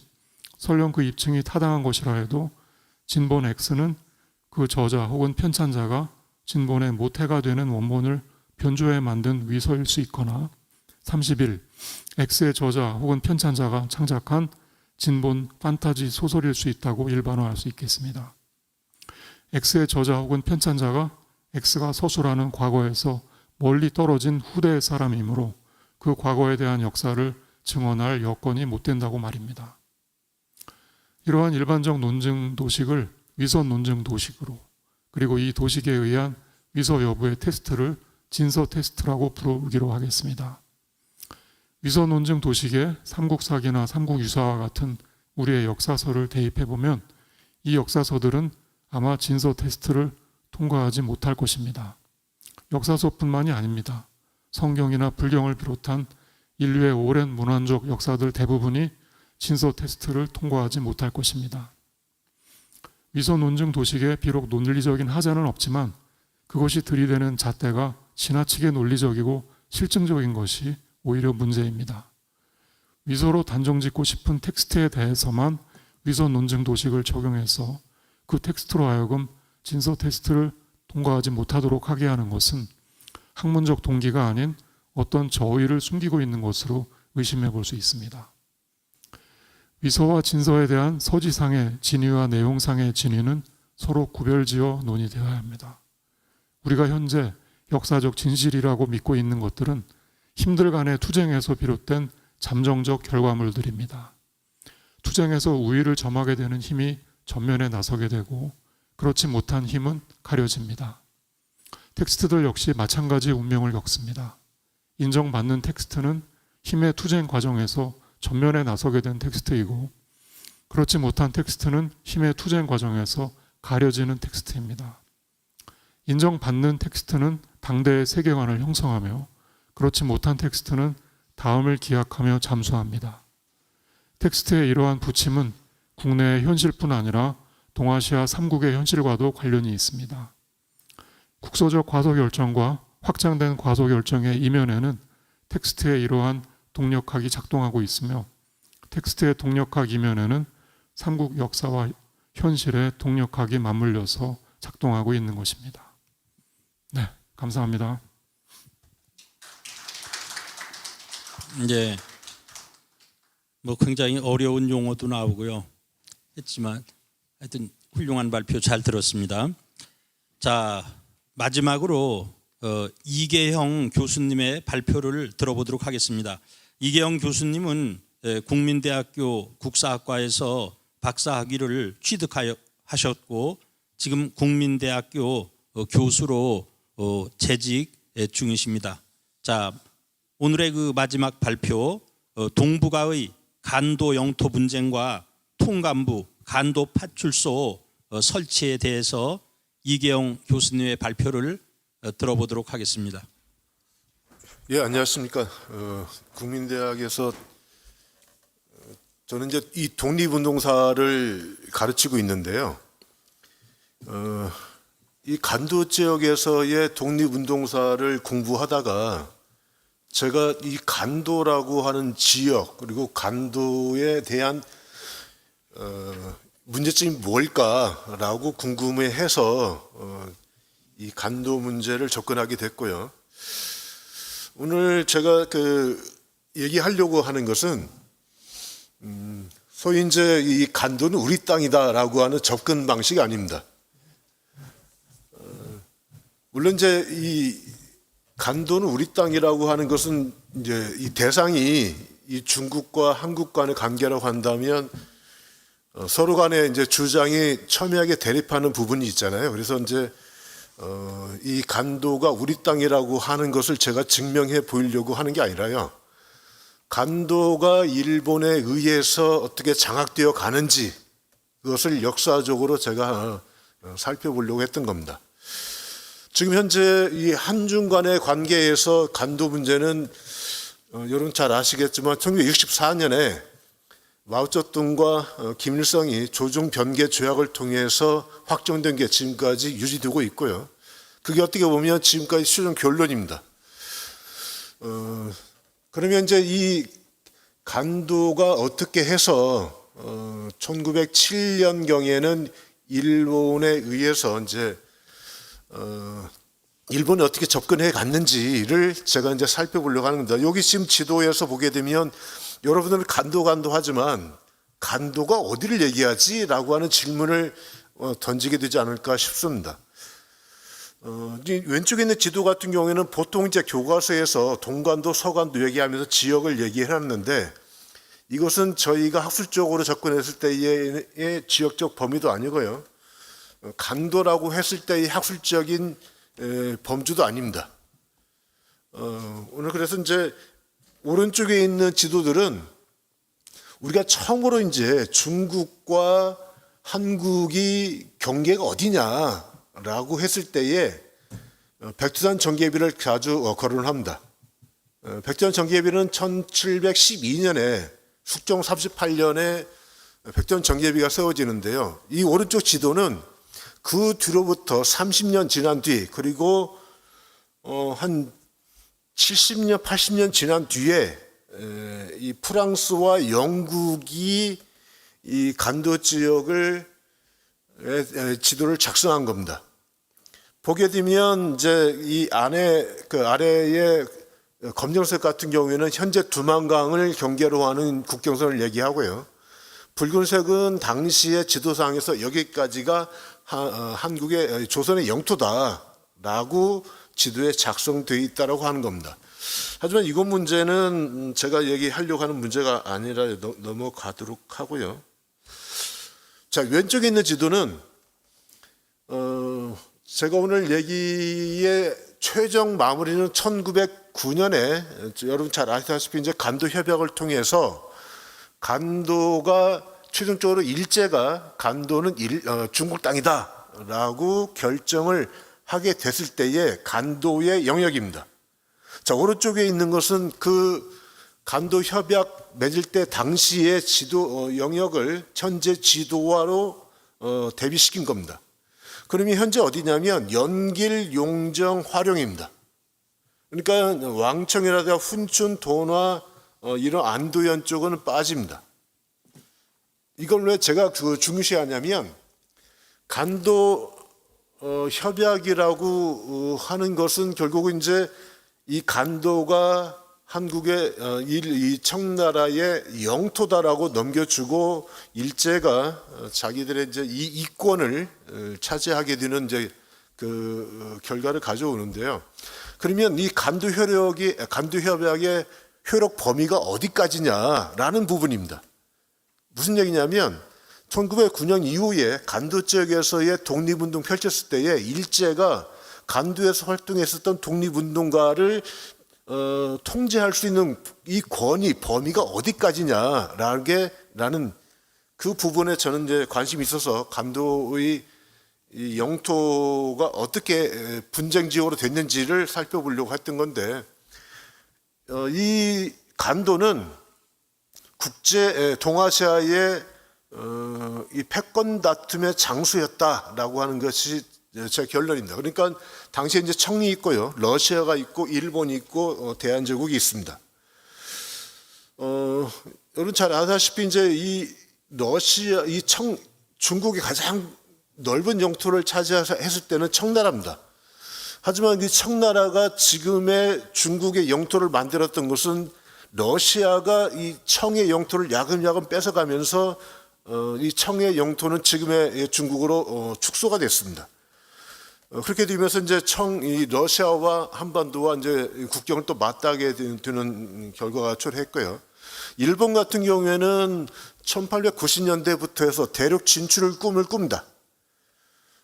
이 대륙 진출의 꿈 과정 속에서의 이 한반도와 간도가 어떤 상황이었는지, 그리고 이 서로 간의 국제적인 이 관계 속에서 일제가 어떻게 이 문제를 해결하려고 했는지를 제가 살펴보려고 하는 게 오늘 제가 이제 논문 핵심인데요. 문제는 이렇습니다. 이 백두산 전개비부터 시작을 해야 여러분들이 좀 이해가 되지 않을까 싶은데요. 백두산 전개비가 왜 세워졌냐면, 왼쪽에 있는 그림을 보게 되면 결국은 이 중국의 역사 변화를 보게 되면 이 만주족이었던 청이 한족이었던 명을 무너뜨리면서 이 중국의 중원을 장악을 하지 않습니까? 그러면서 원래 청의 수도는 심양입니다. 그런데 이 명나라를 멸망시키면서 베이징으로 수도를 옮깁니다. 그러면서 어떻게 이제 자기의 이 간도 지역을 어떻게 관리를 하냐면 공도 정책이라고 해서 이 간도를 비워놓게 됩니다. 그러면서 울타리를 쳐요. 그래서 이제 여기 어렵게 이제 봉금 정책이라고 얘기하는데, 그것을 유조변이라고 얘기를 합니다. 왜 유조변이냐면 버들 유자 쓰잖아요. 이 철책을 만듭니다. 여기에 제가 지도상에 보이시겠지만 빗금 그어진 부분 있잖아요. 여기다 철책을 쳐서 어느 누구도 여기는 들어가지 말라. 그래서 이제 봉금 정책이라고 합니다. 그런데 여러분 잘 아시다시피 이 간도라고 하는 지역은 우리 이제 이 압록강과 두만강하고 접경돼 있잖아요. 그러다 보니까 이 평안북도에 살던 사람과 함경북도에 살던 사람들이 이 두만강, 압록강을 넘어서 이 봉금 지역을 개간하기 시작합니다. 그래서 이게 문제가 되니까 청이 이 조선과 경계를 세우자, 어디까지가 서로 간에 조청 경계를 세우자 했던 것이 백두산 전개비입니다. 이 백두산 전개비, 그래서 오른쪽에 밑에 보면 여지도가 있잖아요. 여지도, 우리가 이제 여지도 하게 되면 대동 여지도가 떠오르실 텐데, 김정호의 여지도라는 뜻, 여지는 무슨 뜻이냐면 땅덩어리라는 뜻입니다. 그러니까 대동이라고 하는 얘기는 조선을 얘기하잖아요. 그러니까 조선의 땅덩어리가 어디까지인지를 그린 것이 여지도인데, 여기 보게 되면 이 백두산 있고 대택이라고 해서 천지가 있고 그 밑에 전개비가 표시되어 있습니다. 그래서 이제 이 백두산 전개비에서 비문의 내용은 제가 생략을 하겠지만 서로 간에 이 문제를 가지고 협상을 하게 됩니다. 이 협상이 처음에 언제 시작되냐면 1885년입니다. 고종식이 들어와서 처음으로 이걸 을류감계라고 하는데, 여기서 첨예하게 대립했던 게 뭐냐면 이 전개비상에서 서쪽으로는 압록강을 경계로 하고 오른쪽으로는 토문강을 경계로 한다라고 이 백두산 경계비에 이렇게 세워졌단 말이에요. 그러면 서로 간에 이 토문강을 어디냐, 압록강 같은 경우는 서로 문제가 없었습니다. 경계를 하자. 하지만 이 토문강이 어딘지를 두고 첨예하게 대립을 했고요. 그래서 결국은 결렬이 됩니다. 조선 측에서는 토문강은 이 송화강의 지류였던 토문이라고 하는 새로운 강이 있는데 거기가 이 경계선이었다라고 주장을 했고, 청은 토문강은 두만강이다라고 하면서 서로 간에 대립을 했고요. 그래서 결렬될 수밖에 없었고, 두 번째 2차 협상이 났습니다. 이게 정예감계라고 하는데, 이때에는 뭐와 대립을 하냐면 두만강의 원류가 어디냐를 두고 서로 간에 서굴수라든가 홍토수를 주장하다가 결국 이것도 결렬이 됩니다. 원래는 영토 문제라는 것이 서로 간의 주장이 첨예하게 대립하면서 서로 양보할 수 없잖아요. 그러니까 아무튼 서로 간의 논리를 싸움하다가 결렬이 되고요. 그 문제가 언제 다시 또 부각되냐면 청일전쟁이 끝나고 난 뒤에 일본의 이제 시모노세키에서 이제 조약을 체결하는데, 이때에 다시금 영토 문제가 거론이 됩니다. 왜 그러냐면 결국은 동아시아의 패권이 청일전쟁에서 청나라가 지면서 동아시아 패권이 일본으로 넘어오게 됩니다. 그래서 시모노세키 조약의 1조를 보게 되면 청은 조선이 완전 무결한 자주 독립국임을 확인한다, 인정해라는 뜻입니다. 그래서 이 결과로서 우리가 이제 대한제국을 선포하는 거죠. 황제 나라다. 중국만이 황제의 나라가 아니라 우리도 천자의 제국이다라고 해서 대한제국을 선포를 합니다. 그러면서 야 이제 중국과 새롭게 관계를 형성해야 되지 않겠느냐 해서 비롯된 것이 한청조약입니다. 그래서 이 한청조약을 체결하면서 우리 측에서 어떻게 주장하냐면 이때 다시 경계 문제를 확정 짓자라고 해서 거론되기 시작합니다. 그런데 이제 여기 이제 약간 이제 국제적인 문제가 있어서 제가 여러분들을 이제 이해시키기 굉장히 어려운 부분이 있는데요. 1898년에 어떤 일이 이제 일본은 어떤 식으로 이게 이제 접근하냐면 약간 어려운데 노젠 니시 협정이라는 게 체결됩니다. 그러니까 노젠이라고 하는 것은 주일 러시아 공사고요. 니시라는 사람은 당시 의무부 장관입니다. 의무부 대신인데 둘이 이 만주와 한반도 문제를 어떻게 할 것인지 서로 협의를 합니다. 그래서 여기서 어떻게 결론이 나냐면 만주는 러시아 너희가 갖고 한반도는 일제가 장을 하겠다라고 하는 큰 그림을 그립니다. 그러니까 저희가 이게 대외적으로 얼마큼 이제 유약했던 것인지를 이제 보여주는 것인데 이때에 아무튼 한청조약이 체결하면서 우리의 주장이 뭐냐면 여기서 여기 보게 되면 한청조약 논의 시작에서 이제 분기강이라고 등장하게 되는데 여기서는 굉장히 간도 범위를 넓게 차지합니다. 지금 분계강을 두고 어딘지를 두고 학자들 간에 논쟁이 있는데요.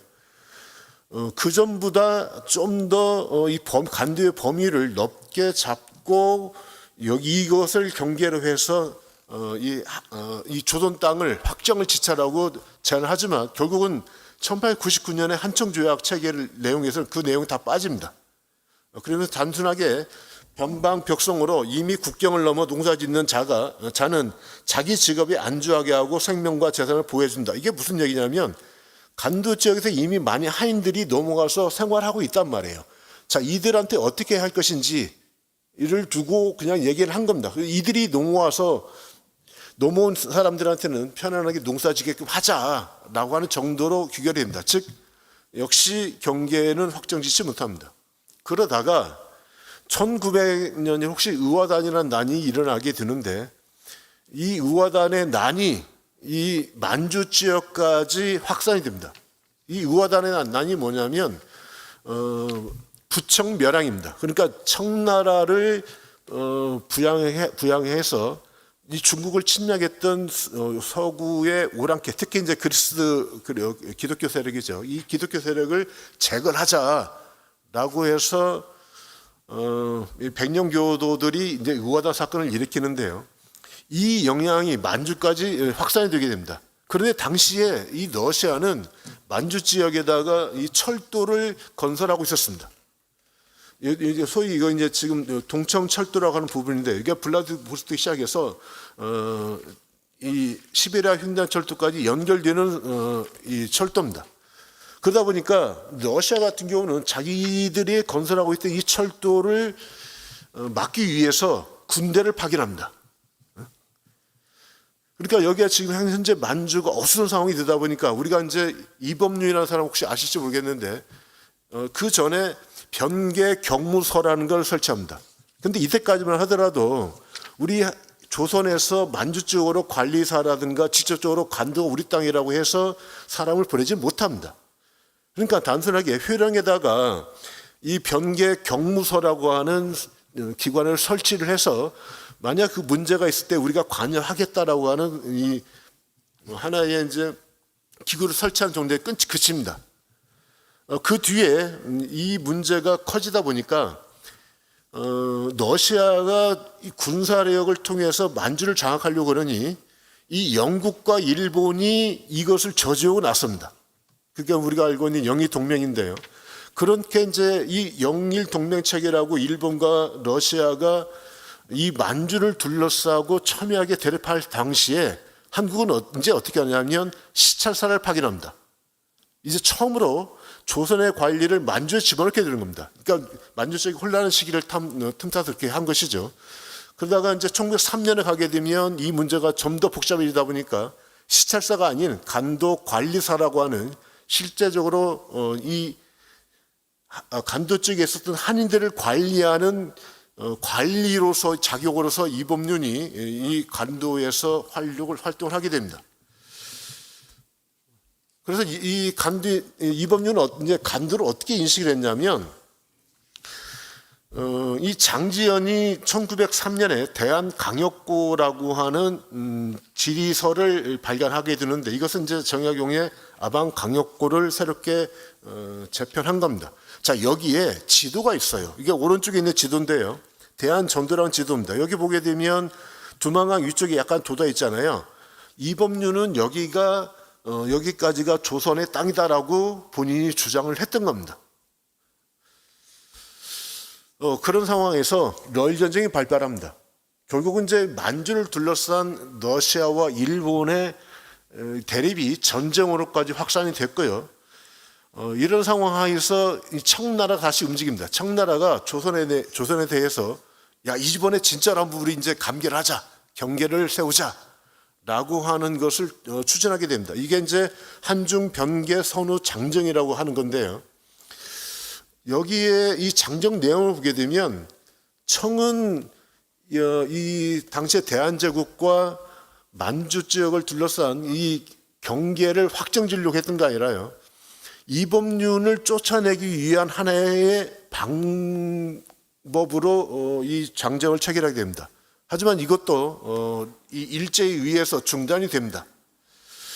그러면 그 뒤에 러일 전쟁에서 결국은 이제 일본이 승리를 하게 되잖아요. 그러면 러일 전쟁에서 일본이 승리했던 일본은 만주를 어떻게 인식하게 됐느냐를 한번 살펴보려고 했습니다.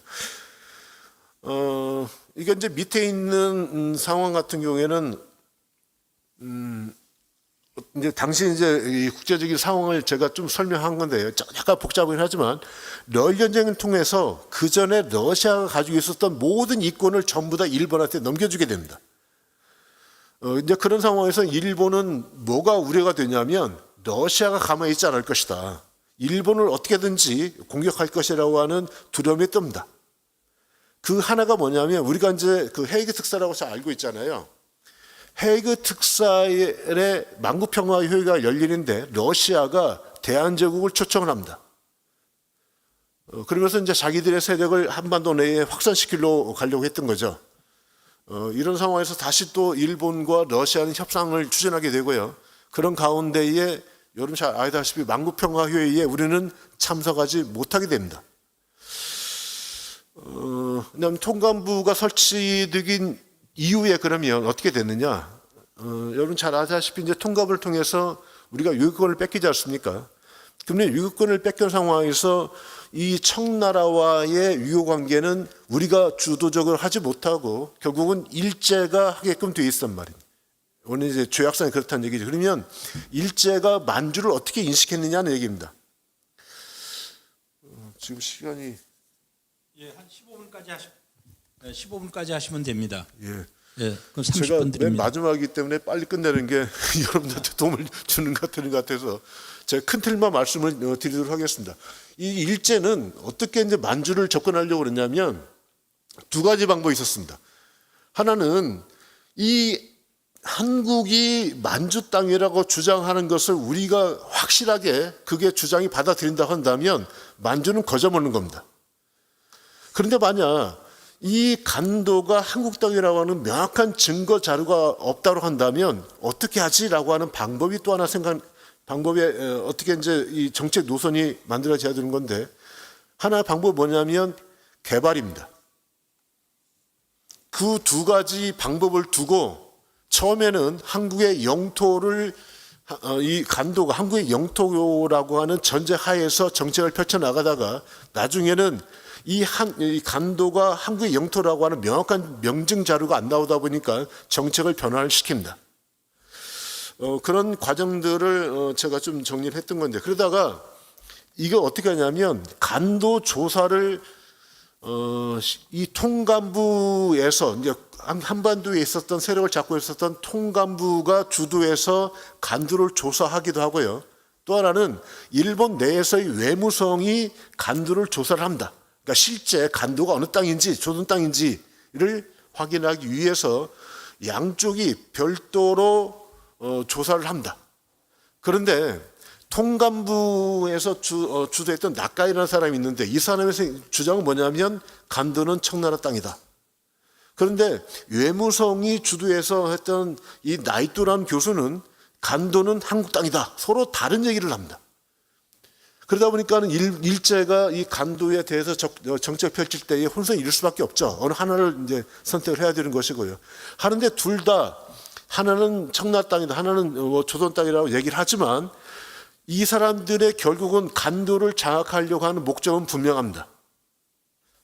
그런 얘기들을 쭉 했던 것이고요. 약간 이제 어려운 부분은 빼겠습니다. 그러다가 1907년에 가서는 일제가 본격적으로 이 정책 방향을 바꿉니다. 어떻게 바꾸냐면 간도는 한국 땅이 아니다 라는 방향을 맞춰서 이 간도 정책을 펼쳐나가는데 그 순서, 그 과정을 좀 대략 살펴보려고 그랬습니다. 아까 이제 말씀드린 것처럼 이 러시아와 일본의 이 러일 전쟁에서는 결국은 이제 일본이 승리하게 되지만요. 러시아는 그래도 막강한 이제 군사를 가지고 있기 때문에 일본으로서는 러시아를 어떻게든지 이 달래야 될 상황이었습니다. 그런 상황에서 1907년 3월 달에 만주에서 완전히 러시아군이 철수를 하게 됩니다. 그 전에 이제 서로 간에 여러 가지 그 조약을 체결하게 되는데 우선 이제 1907년 4월 달에 러일 협약을 체결합니다. 이 핵심 내용이 뭐냐면 러시아는 북만주, 저기 하얼빈 중심 있잖아요. 북만주와 외몽굴은 러시아가 먹겠다. 하지만 만주, 남만주라든가 이 간도 지역은 일본 너희가 장악을 한다. 서로 간의 경계를 구획을 합니다. 그러면서 그러면 이제 일본에서의 입장은 뭐냐면 그러면 간도를 어떻게 공략할 것인지에 대해서 고민을 하게 됩니다. 그 결정이 파출소입니다. 왜 파출소일까? 근데 이 파출소 같은 경우에는 우리가 이제 알다시피 경찰 병력을 들어가는 거잖아요. 파출소는 지금도 이제 경찰인데 여기에는 헌병을 투입을 시킵니다. 하지만 치안을 담당한다고 하는 명분으로서 이제 파출소를 만들고요. 그런데 원래 처음에는 이 파출소보다는 그러니까 영사관 개념 있지 않습니까? 그럼 영사관을 설치하려고 그러니 그럼 간도에 있는 사람들이 한인이냐 일본인이냐? 영사관이라는 것은 자국의 국민을 보호하기 위해서 영사관을 만들잖아요. 그러면 간도에 이미 걸쳐갔던 몇십만 명에 드는 한인들을 조선인으로 볼 것인지 일본인으로 봐야 될 것인지에 대한 구분이 불명했단 말이에요. 그러다 보니까 영비관을 설치하지 못하고 파출소를 설치를 합니다. 그런데 어떻게 이 파출소를 설치를 결국은 여기는 청나라 땅이잖아요. 그래서 마음대로 이제 군대를 집어넣을 수 없으니까 명분을 삼았던 것이 파출소인데 이 과정에서 어떤 일이 벌어지냐면 간도에 있었던 한인들이 통감부에다가 수십 차례 탄원서를 올립니다. 이범윤이 이후에 우리 간도 한인들을 보호할 수 있는 관리가 없다. 그래서 우리가 청나라에 있었던 관리들 그리고 당시에 청에 있었던 많은 그 비적들에 의해서 우리가 탄압을 받는데 우리를 보호해줄 사람들을 빨리 파견해달라고 하는 탄원서가 계속 올라옵니다. 이걸 빌미로 삼는 거예요. 이범윤이 우리 간도 관리소에 있었던 것처럼 우리도 거기에 있었던 한인들을 보호하는 차원에서 이 파출소 설치하겠다 명분이죠. 그래서 이제 파출소를 어디다 설치하냐면 잘 안 보이겠지만 용정촌에다 설치를 합니다. 이건 이제 제가 이제 과정을 쭉 설명한 것이고요. 이제 개청을 하게 되는데 맨 마지막에 보게 되면 그 부분만 제가 읽으면 이제 되지 않을까 싶은데요. 한층간에 영토 문제가 해결되지 않은 상황에서 10만여 명에 달하는 간도 한인들이 있는데 이 한인들이 마적 등의 생명과 재산을 지키지 못하는 상황에 부닥쳐 한국 정부의 보호를 절실히 요구하였는데 한국 정부가 그 문제가 변경 획정의 외교 사안인 까닭에 일본 정부의 관리를 파견하도록 요청했다라는 얘기입니다. 이게 무슨 얘기냐면 간도 쪽에서 한인들이 우리를 보호해줄 관리를 파괴달라고 얘기를 하지만 결국은 이건 외교 문제이기 때문에 통감부의 그 을사늑약에 의해서 유권을 뺏겼기 때문에 우리가 이것을 대신 하게 됐다라고 하는 얘기입니다. 그래서 한인을 보호한 것처럼 한국에 보호해주기를 간청하였다. 이에 일본 정부가 너희 전쟁 직전까지 한국 관리가 간도에 파견되어 한인을 보호한 것처럼 한국의 대외 관계 및 한국 식민을 보호할 임무를 가졌기에 긴급히 간도의 관리를 보내기로 하였다. 이게 간도 파출소의 설치 배경입니다. 그러다가 1909년에요. 이걸 통해서도 일제가 완벽하게 이제 간도를 장악하지 못하다 보니까 1909년에 간도를 완벽하게 청에 넘겨주게 됩니다.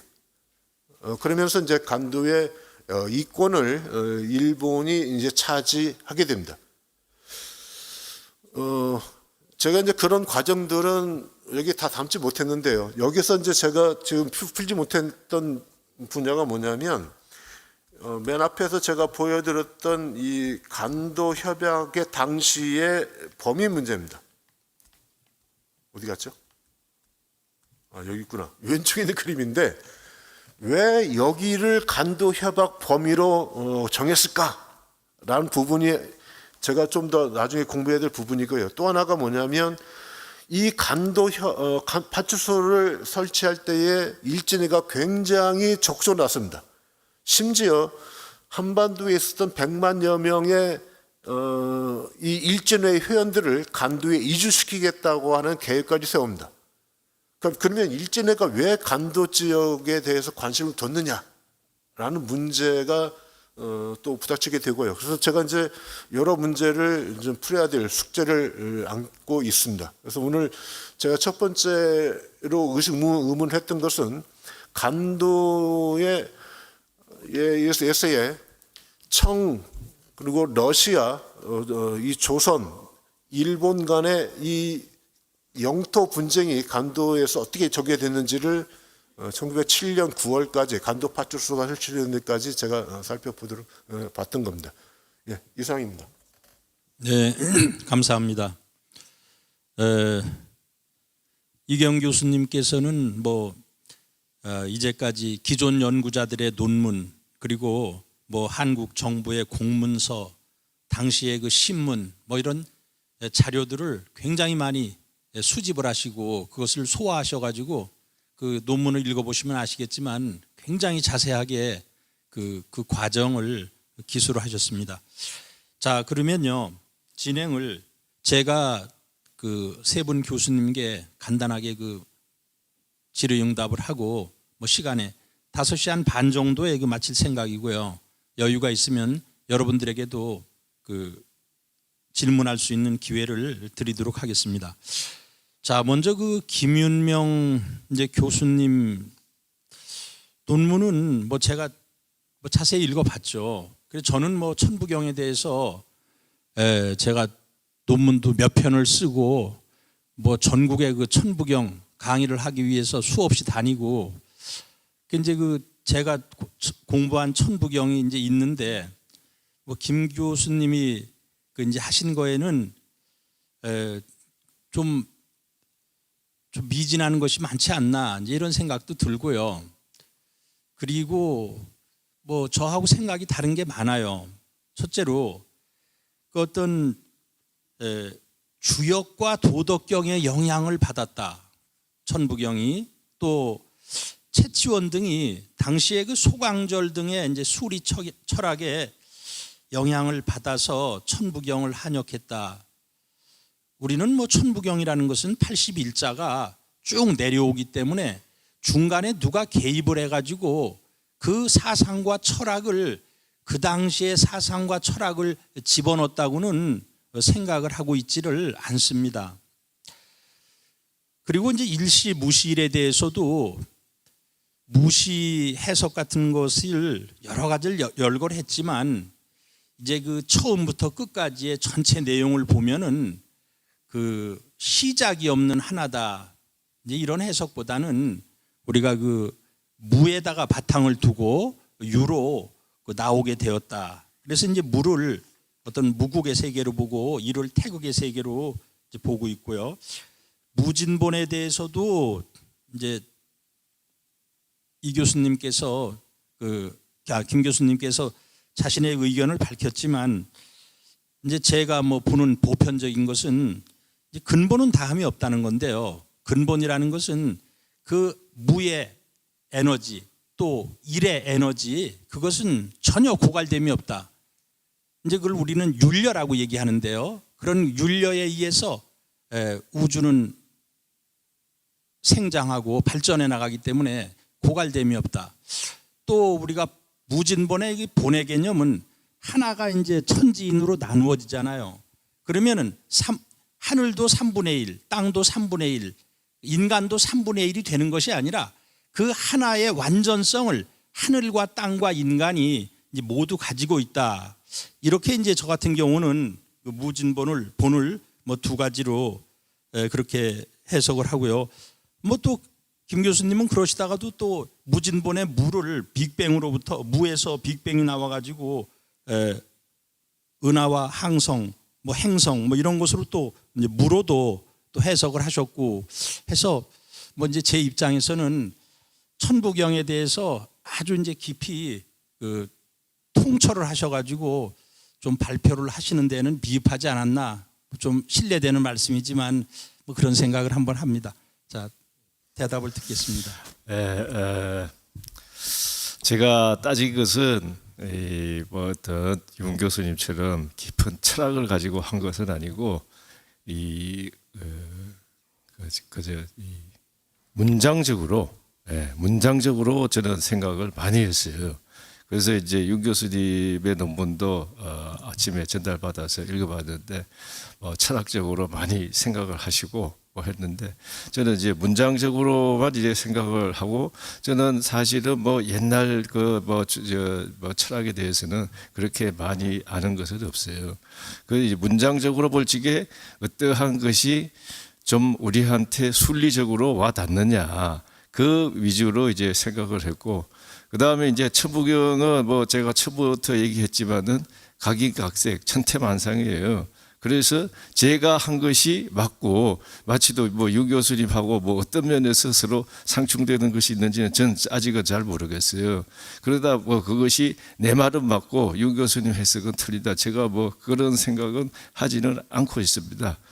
워낙 저는 저 동영상을 보니까 천부경이 굉장히 인기 있는 주제고 여러 사람들이 많이 뭐 얘기제기를 하는데 저처럼 조금 주로 이제 그분들이 다 얘기하는 거는 철학적인 높은 차원의 것을 얘기했고 저는 상당히 제 주제를 차원을 끌어내려 가지고 그러한 철학적인 사고보다는 문장적으로 어떠하냐 그것을 주로 이제 따진 겁니다. 그래서 앞으로 제가 우리 뭐 먼저 이 천부경에 대해서 많은 연구를 하신 분들의 의견을 충분히 듣고 또 철학적으로도 좀 어떠한 것이냐 이런 것하고 그 다음에 이제 이 채치원이 있고 그 이제 시대에 상수 철학이 있었다. 그거에 영향을 받지 않았겠느냐. 뭐 저는 그 정도쯤으로 생각하고 이것은 아까 말씀은 그렇게 될 수가 없다고. 저는 뭐 천부경 81자라는 것은 환국 시대 때부터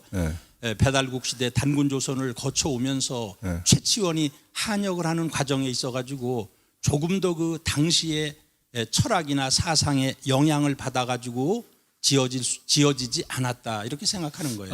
예, 그것도 다 일종의 프리덤이지 이것을 딱 해가지고 너도 옳고 나도 틀렸다 그것은 아닐 것 같아요. 만약에 이 문장으로 이 81자라는 것이 문장으로 길게 늘어 쓴 것이 아니고 80이라는 아주 압축된 공간에서 쓰다가 보면은 그리고 그것이 일반 한문이 아니라 수라는 걸로서 하다 보면은 어쩔 수 없이 변형이 있지 않겠느냐. 처음부터 어떠한 그 상수 철학의 우주 수학의 형식으로 쓰지는 않았단 말이에요. 구전으로 되어 왔고 이 구전으로 된 것이 수천 년간 오면서 뭐 변형은 될 수 있겠죠. 변형은 될 수 있을 것이고, 그 다음에 특히 그것을 마지막으로 파이널리 옮긴 사람은 최치원이고, 그것을 상수 철학, 수리 철학의 관점에서 썼기 때문에 어쩔 수 없는 변형은 있으리라고 저는 뭐 그렇게 생각을 하고, 뭐 내 생각이 맞고 윤 교수님 생각은 틀린다, 그렇게는 생각을 안 합니다. 우리가 어떠한 영어 문장이 있을 적에 이것을 한글로 옮기다 보면은 100% 정확하게 옮겨지지는 않습니다. 우리한테 적절하게 자연스럽게 하다 보면은 약간의 문맥이라든가 뉘앙스가 좀 달라지기는 하죠. 저는 그래서 그러한 긴 어떠한 이 스토리가 있었을 거예요. 우주는 어떻게 생기고, 뭐 그 일적식근은 어떠하고, 운삼사성한 오치는 어떻게 하고, 그렇게 되지 않고 이렇게 이 산꼬박이 사는 12이고 12단에 맞춰가지고 어떻게 뭐 별자리가 어떻고, 그러한 식으로 얘기가 있었을 거예요. 그것을 채치워디가 거기에 딱 그 상수철학에 맞게, 그리고 그것도 숫자가 딱 9 곱하기 9로 하다 보면은 자연히 어떠한 생각의 변형은 있을 것이다 하는 것이 자연스러운 생각일 것 같습니다. 그래서 이것이 뭐 일자 조금의 변형 수천 년간 9,000년에서 지금 그러니까 채치원이니까 뭐 그래도 그게 거의 8,000년이에요. 8,000년. 네.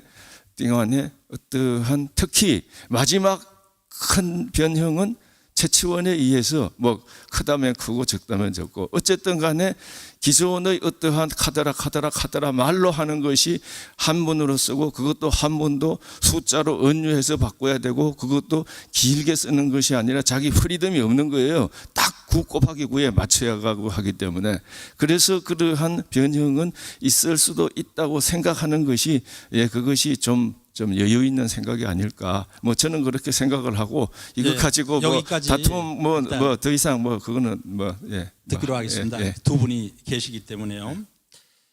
자, 이제 과소결정과 증명의 이데오록이라는 그 주제를 가지고 이승종 교수님께서 이 논문을 쓰셨는데요. 뭐 사실 저도 몇 번 읽어봐도요, 뭐 과소결정이다 또는 뭐 국소적 과소결정, 확장된 과소결정, 뭐 자비의 원리, 무자비의 원리, 뭐 이제 뭐 이해가 될 듯하면서도 100% 저는 뭐 이해는 안 됐어요. 어쨌든 이 환단곡이라는 것은, 우리 세계 환단학회라는 것이 환단곡이 완역본이 나오면서 세계 대한사랑이라는 것이 성립이 되었습니다.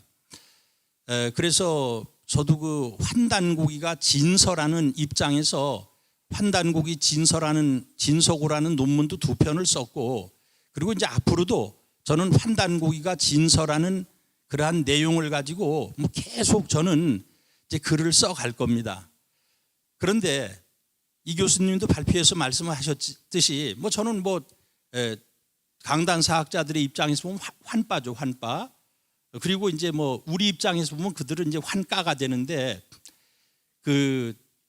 과연 저는 그런 생각을 해요.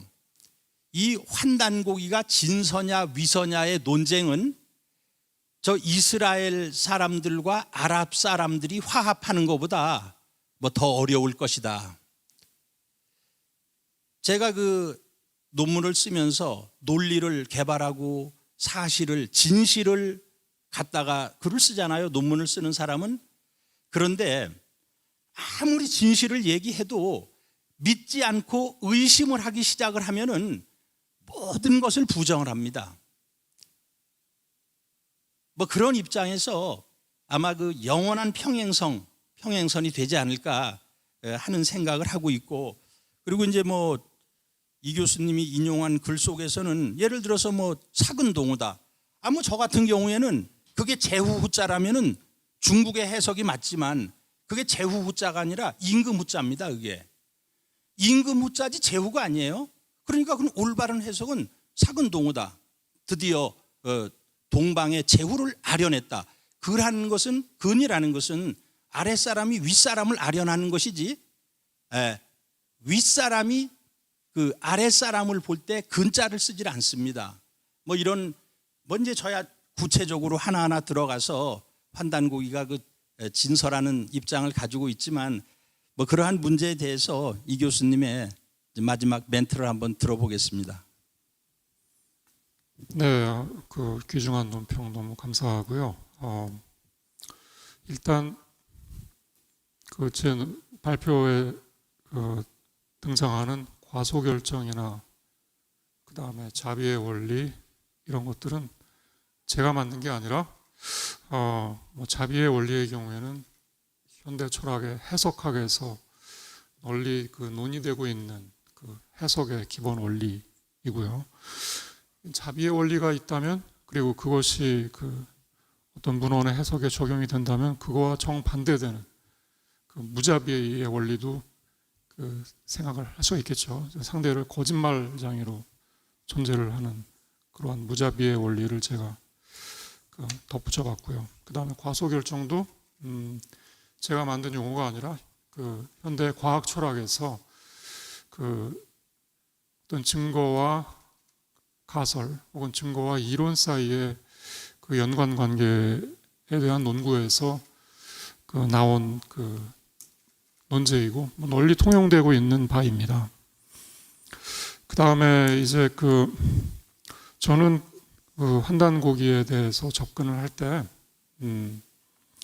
그것이 진서다 혹은 위서다라는 그러한 그 어떤 확신을 가지고 접근을 하는 게 아니라 철학은 소크라테스에서 나왔거든요. 서양 철학의 경우에 소크라테스는 자기가 아무것도 모른다라는 고백에서 출발을 했죠. 그 이제 법정의 최후 진술에서 한 유명한 이야기인데, 뭐 아테네 시민과 나 소크라테스 사이에 차이가 있다면, 아테네 시민이나 나 소크라테스나 아무것도 모른다는 점에서는 같지만, 소크라테스 나 자신은 내가 아무것도 모른다는 사실만큼은 알고 있다라는 그 종이 한 장의 차이가 아테네 시민과 소크라테스 자신의 차이라는 그런 얘기를 했는데, 여하튼 제가 환단고기를 접근을 할 때 그 서게 되는 입장은 소크라테스의 입장입니다. 아무것도 모르고 그 어떠한 것도 전제하지 않고 백지 상태에서 하나하나 그 살펴나가자는 거고요. 그런 과정에서 이제 저술하게 된 게 과소결정과 증명의 이데올로기였습니다. 그 다음에 앞으로 뭐 연구를 계속 하면서 그 연구가 축적이 되면 좀 더 어떤 그 확정적인 이야기를 할 수 있게 되기를 바라지만, 아직은 그 증거와 그 다음에 그 서물 사이의 관계가 어떠한 확정적인 그 이야기를 하기에는 너무 이른 게 아닌가라는 게 저의 조심스러운 중간 전망이었습니다. 예, 뭐 여기까지 들어보고요. 뭐 마지막 그 이계영 교수님은 제가 뭐 특별히 뭐 질문을 드리기는, 저 같은 경우는 이제 동의 토문 같은 경우는 그 분명히 그 지류로서 그것이 확정되면은 그 북쪽에 있는 땅까지도 전부 그 당시에 그 청나라 땅이 아닌 우리나라 땅으로, 조선 땅으로 전 귀결이 될 수 있다고 생각을 하고 있거든요. 자, 이상으로서 그 2023 대한사랑 국제학술 문화제 2일차 세션을 모두 마치도록 하겠습니다. 감사합니다.